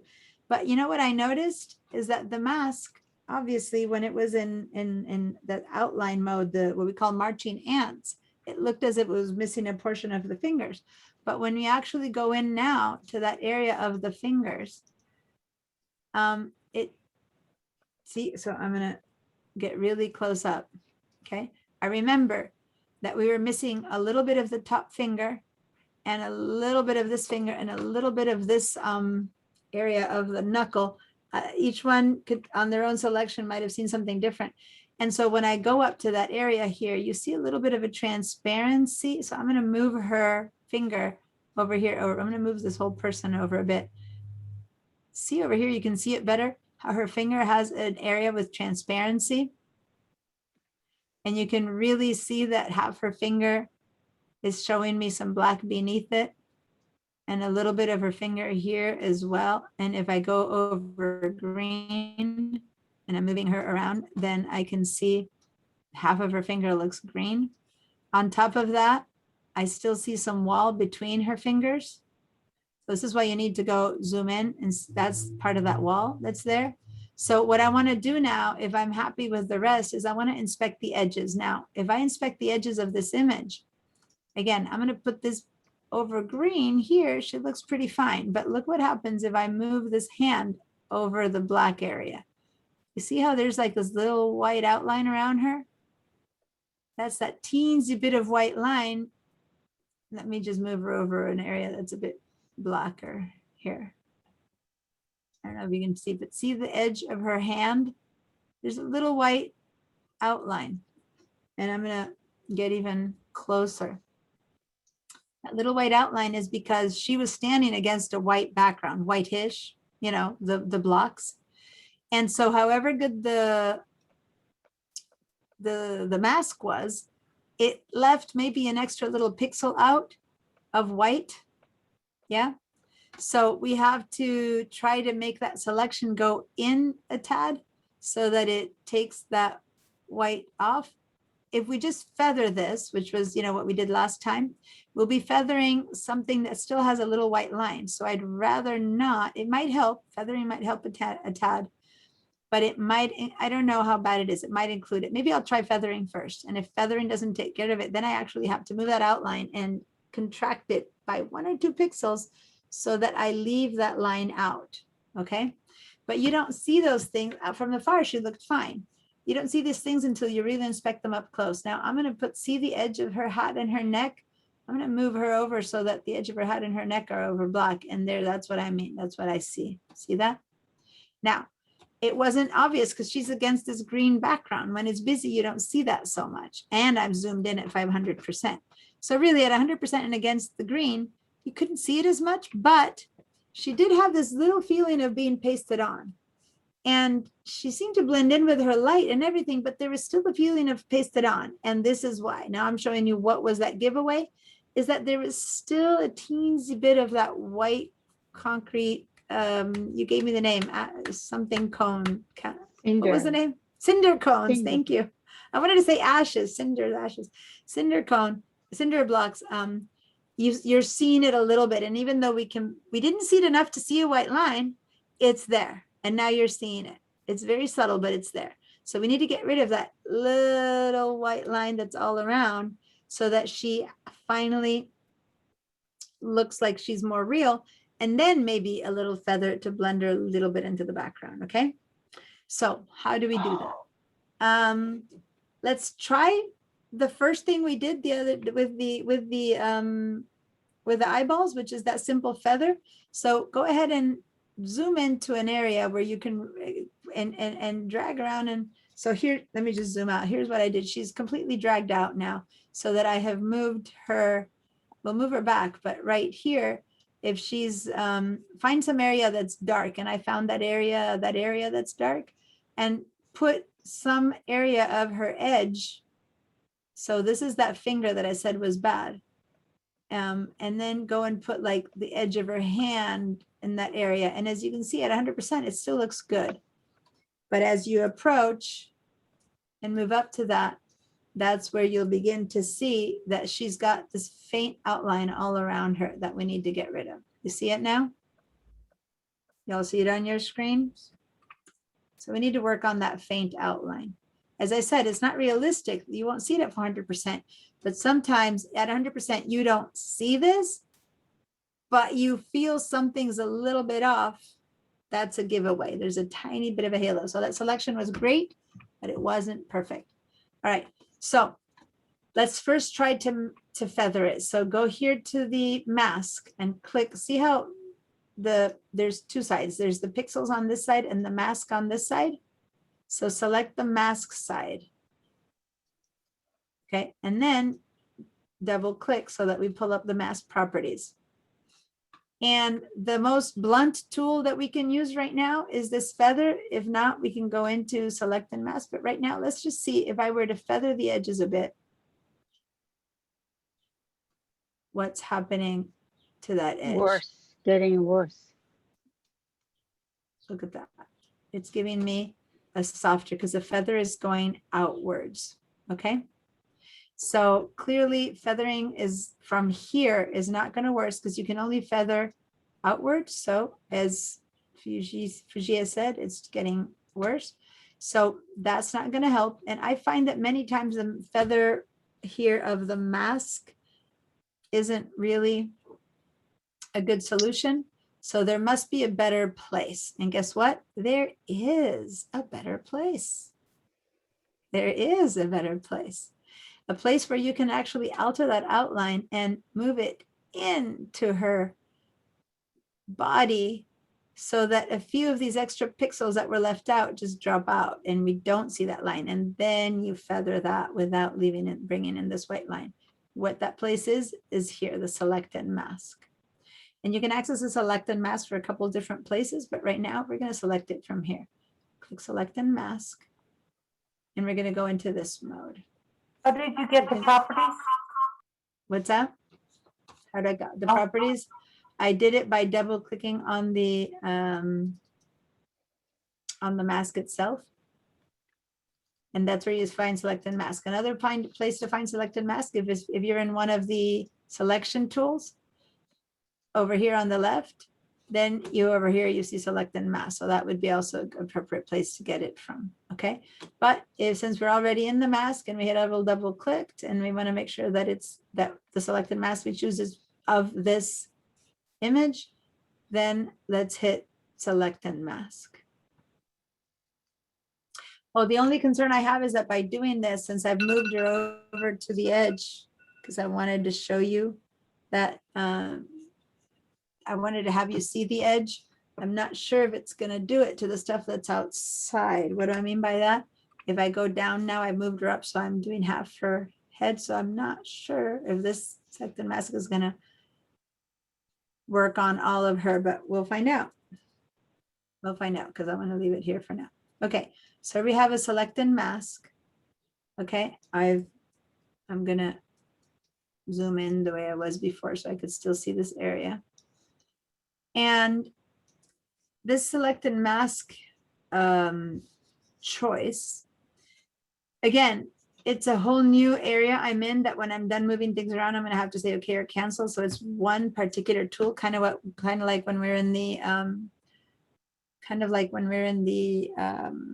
raw tool or something like that. It's like its own little set. You don't have, see all my tools have changed. This is a set of tools that are only part of the select and max tool. So I'm not in my regular tool section. It's opened a new sub tool, so to say. And in this one here, you might be seeing things very differently than me, depending on what you have selected here under the view. So mine is under onion skin. So I'm kind of gently seeing the background kind of ghosted out, and then I'm seeing her fine. Or I could be wanting to see the marching ants, which marks the mask. Or I could be wanting to see an overlay where everything that I don't want to see is colored red. Or I could see how she looks if everything in the back is on black or if the back is on white, etc. So there's all these different, depending on what you're correcting is what you need to see. I'm lost. Yes. All right. Did you, who's speaking? I wasn't looking at them. Penelope again. Okay. All right. So I'm going to cancel this for a second. I want you to go to your mask, the one that has the light on, and double click it so that the properties for the mask will pop up. Did that work? No. Which? You have to have an eye on it. Eye on it. I think. Eyeball. Let me stop my share and share your screen because that's probably going to be the easier way to help you catch up. Share screen. Share screen. Make it bigger. All right, so you're in a different place. Oh, okay. You double clicked on the thumbnail. So go up the top, so you now how it says model.jpg. Okay, move your mouse onto the image of the woman. Yeah, and now move it up until you see the file names, replace background. Yeah, up, replace background, down, the file names, down. Yeah, right there. Okay, so that's the kitten image. Now go to the middle one. Come back. You're in a different image. Yeah, click on that. Yeah, so you had left this because stop. So what you did is you double click the thumbnail, the one that has the select object mask. And so it opened a new file of just the model. That's why it had that model one there. Okay, so yeah, so so what you need to do instead, move back to the thumbnail where you see the eyeball under the word start. Yeah, move to the right and double click on the mask, not on the thumbnail. Click on the mask and double click. There you go. Now you're in the same place I am. Now to see her better, put your hand over the image of her face and hold down your space bar and just kind of click and drag so that you see her, because you're supposed to see her more than, yeah, move to the right. Yeah, because the background doesn't matter right now. It only matters is her. Okay. And then you can zoom in a bit more by doing Command and Control or Control plus so that you can see the areas that you need to fix better. Okay, not so much, but that's okay. And then go back. It's okay. Now put the hand space bar down and drag to the left again so you can see in that space in between her arm. Drag to the right. I'm sorry, not to the left. To the right. Yeah. So now you're targeting the right area. You want to see that? Good. Now I'm going to stop sharing. I'm going to continue. You're exactly where I am. Stop sharing. I'll explain when we do explain when I explain the I'll explain what happened to her, which could have happened to anyone when I explain smart objects. But basically, instead of double clicking here, she double clicked here, so a whole nother file opened up. We'll deal with that later. But let me double click mine now so I can go back into select and mask. Because I left it. Here we go. All right. So so the first thing we're going to do is just shift my edge a little bit. Remember that I had said, let me actually, if we go on layers right now, that's where we had, it's looking at is as it looked when we were seeing that white line. Sometimes you want to see different ones, but with the onion skin choice that we had for viewing before, I can't see if that white line is going to be taken care of. So I wanted to go something nearer to where I distinguish that white line was there. And that would be on this view on layers. For some things, it's better to have a different view. For this one, on layers is best. So up here under view, click on the word view and choose on layers. And then kind of click on something neutral to pop this box back again. And now the first thing I wanted to do was shift the edge of my whole selection. And down here, there's a shift edge. And if I move to the right or to the left, it will increase or decrease. So let me watch you. Move it to the right, much to the right. Keep going. What's happening is my selection is giving me a bigger halo. It's like moving the wrong way.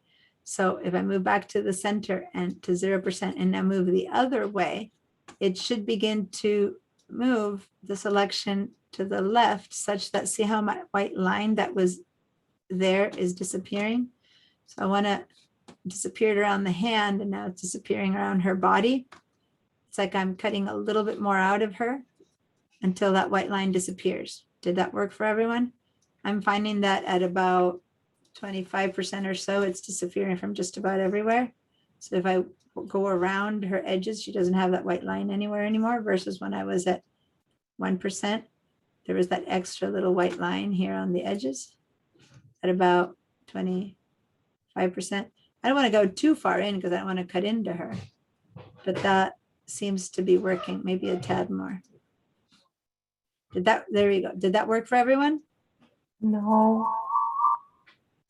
All right, so for someone who said no, do you want to share your screen so we can see what's happening? Let's see. Share screen. I think Bonnie, you said no. Do you want to share, Bonnie? I can't hear you. Okay. All right. Is this my screen? That's not mine. Yes. Yeah. Oh, we Someone were else. fine and then it stopped. That wasn't my screen. Oh. So Bonnie, can you share your screen? There we go. Okay. It's So- around her face that the side here. Yeah, you that need I to get have. into select and mask mode. So go to select and mask. Okay, so see around her face and along the edge down here, how she Yeah. has, you didn't I feather, have. right? If you had any feather, you took off your feather? Had you added any I feather? had no feather. Yeah, there Okay, was no good, feather. good. Now, guys, you see her edge, how along her chin and on her shoulder, there's that white line along her cheek. You see that? Okay, so now shifting your edge to the left. Doesn't seem to be removing it. I'm going all the way. Nothing Yeah. seems to be budging. You're right. So let's see what your selection is. Go back to I the have the top. same situation with mine too. Okay, let's say cancel. Let me see if the select and max is not happening, is on. All right. Density 100%, feather 0%. Trying to see what could be wrong. You're selecting the right mask. Do you have, maybe you have a select, go ahead and do a Command or Control D to make sure you don't have a selection happening somewhere. Or go up to select and deselect. That might be affecting it. Oh, Oops, no, I don't want all that. copying. Command or Control Z a few times. I always find it's easier to just undo than to Oh, true. I'm thinking two different things. The only thing I was thinking of doing earlier about this, when you were finally using, I tried Shift Edge and it didn't do anything. The only thing I could think of is deleting the background fully, having no mask, and then using select and feather from there. yeah, but it should be working with this. Like you can just do it at the beginning, but this should work. So go back to click on the mask itself. And let me make sure now go at Control or Command D to make sure there's no weird selection happening on There's your not. Okay. image. Okay, and now go ahead and hit the select and mask again to refine it. And let's see, up at the very top, scroll to the very top where you see the views. What view are you using on black? Go back to on layers, okay?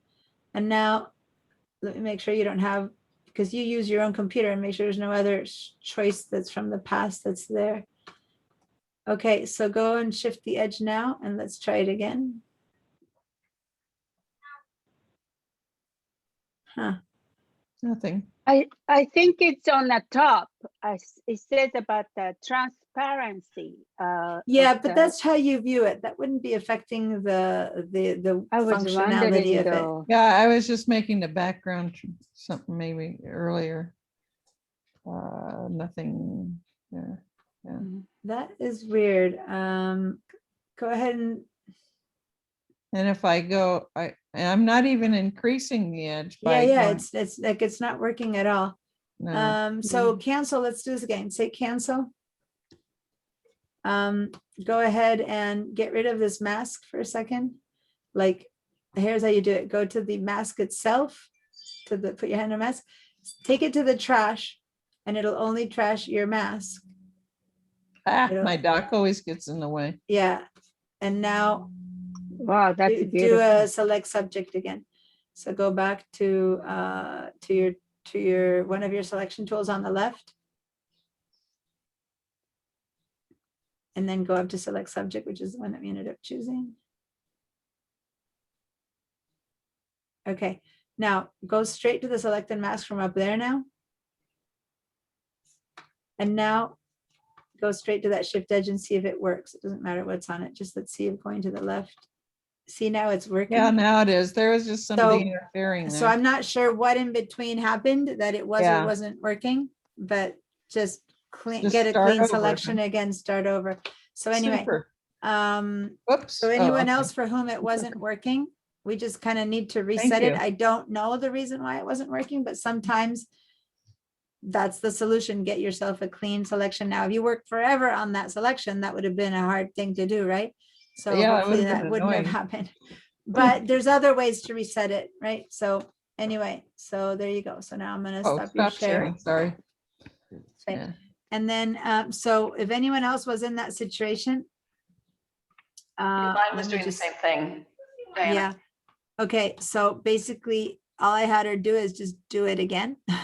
So give me a second here, because I'm looking at the time. We've got 2 minutes left of class, so let me Yeah, you can finish say- class. I'll say figure what it out. else I would do here to fix this.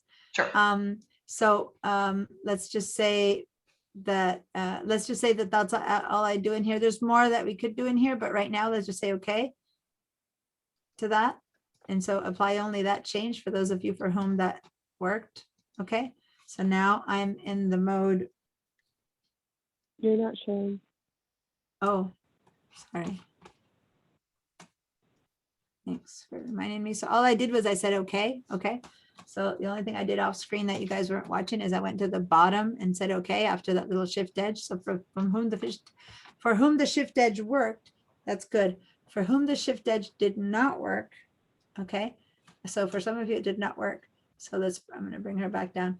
Then if the shift edge had not worked, then the solution I had was for that to be completely done again. So how did I do it again on this one? Grab the mask, just the mask area, and take it to this little trash right there and let go. And so you don't, but this is important, don't grab the whole layer, because if you drag the whole layer, the whole thing disappears, see? So just select this little mask and then drag that, and you basically are back at the place where, oh, I didn't. So now you go to one of the tools, select subject again, because that was done for us automatically.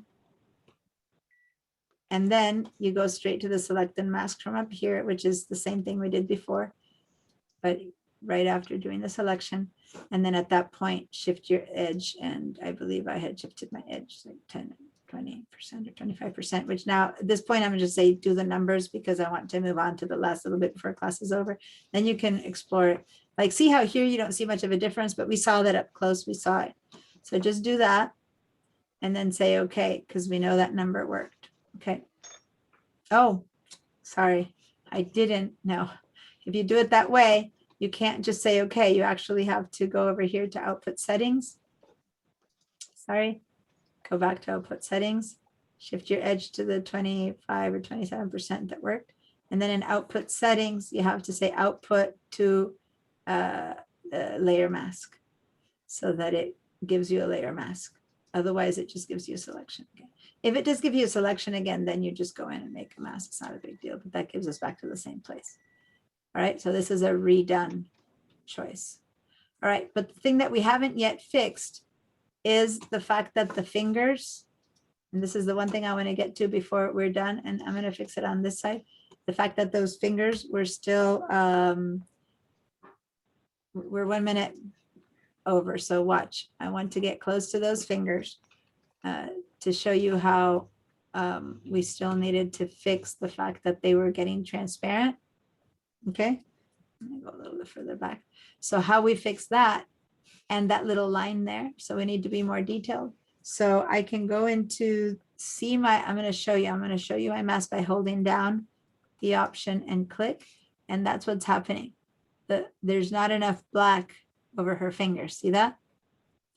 This is the edge of her finger and somehow there's gray in that area. So I need to grab a black brush and gently paint over the rest of her finger, but I need to do it seeing it, not in this mode. Here's just to show you what's happening. So this is, so now I'm going to go ahead and grab a black brush, select your mask. This is crucial. Don't select this or we're going to paint black over her finger. Select the mask, get the little brush tool or hit the B to make sure it's the right brush. Make sure you have black as your color. And then over here, I'm going to make the size of my brush, I'm going to make it smaller so I can control it. And I'm going to just start painting. Oh, sorry, I didn't want black. It's the other way around. Now I'm hiding more of her finger. So I'm going to Command Z. I want white. It's opposite, sorry. And then we start painting so that I see her finger come back in, that finger that was missing, or the places where I see transparency. I paint in the mask. So basically what I'm doing to the mask, I clicked the wrong thing when I'm in a Mac. So see how I filled in? I'm basically putting in some black in this area that was transparent. That's what I'm doing, only I'm doing it by seeing it. Okay, versus doing it blandly. And I remember that originally there was a question also down by her knuckle. So you don't need to see this. This I just do in order to show you what my changes were. Before I had black there and I painted white. If I paint too much white, like if I go over it like this, right? This is what ended up happening.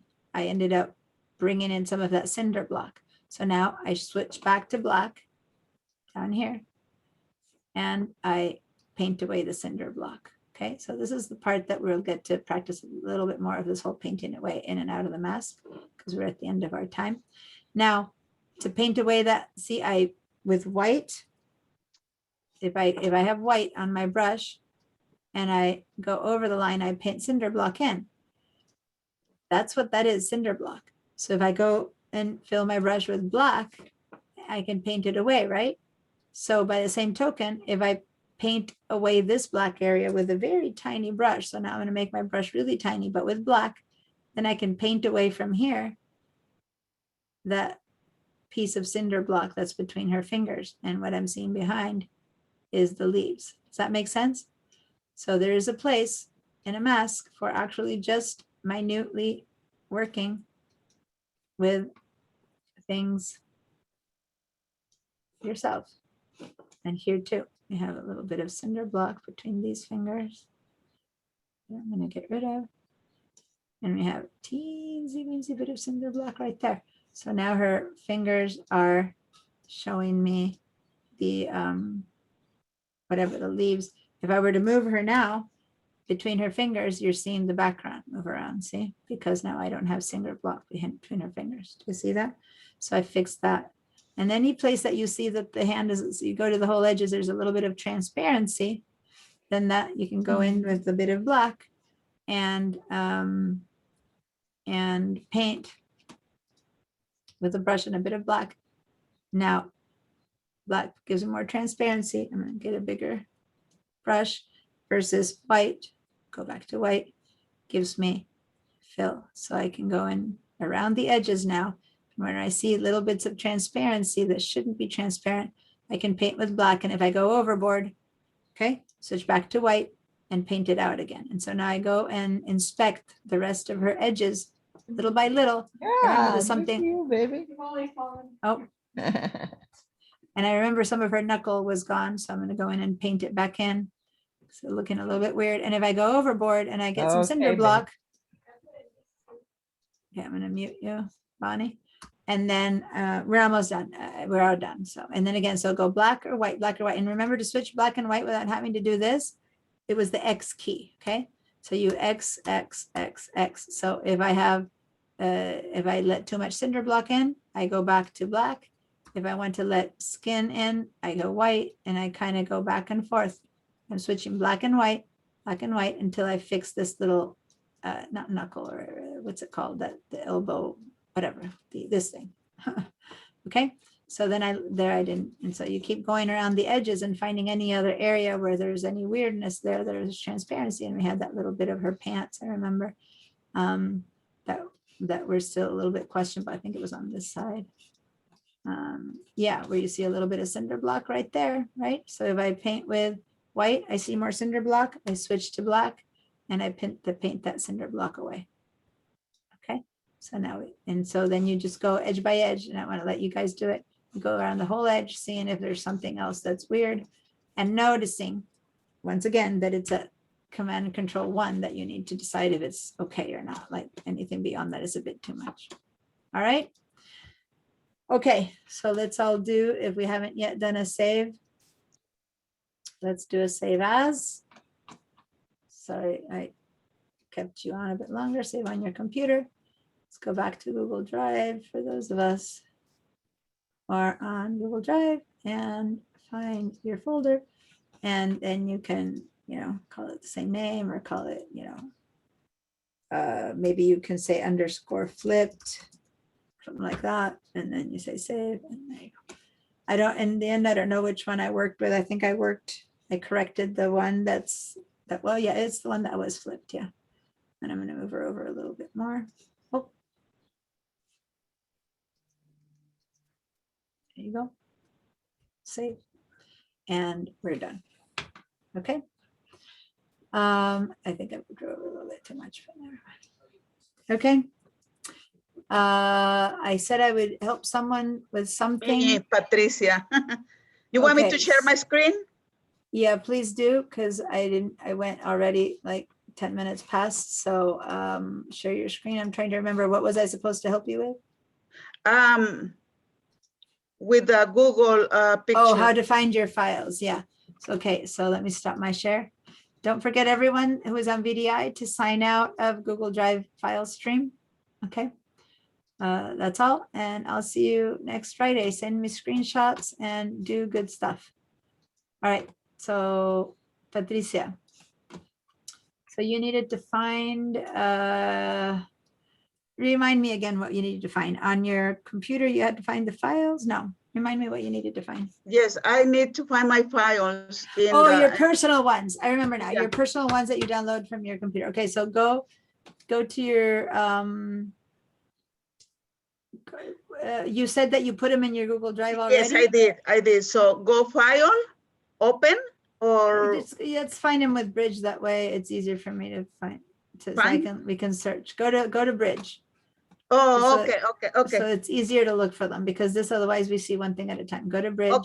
Okay, go Bridge. Okay, go to My Drive. So you're in shared drives. So go back to Google Drive, This PC, and then go to Google the G, Drive. and now then My go to Drive. My Drive. Cause see, you see all your folders. And Yeah, so but what, then when I wanted to pick one, like Yeah. this one, okay, so. nothing let's- happens. Okay, so let's go find that folder and see what you put in there. So, Okay, and then click another hold one. on. But here you have them. I Here have they them, came but in. when I wanted to pick them up, So click, in, it's not one of these, the image. Photoshop doesn't do anything. Look, Okay. Double click on there. If you wait a little bit longer, yeah, you have to wait a little bit. Okay, so now they came up. Can you open it? and it says, look It at, may be damaged, truncated, or incomplete. Okay, so the question then is, how did you put them in there?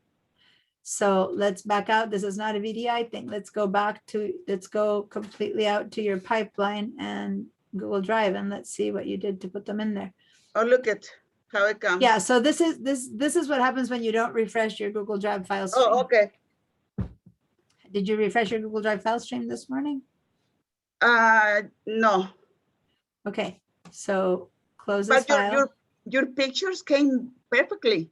Yeah, but I don't know why. Okay. Go ahead and Then let's refresh. try that again. Sometimes Okay, mine, I keep on trying, and then I'll Okay. let you know.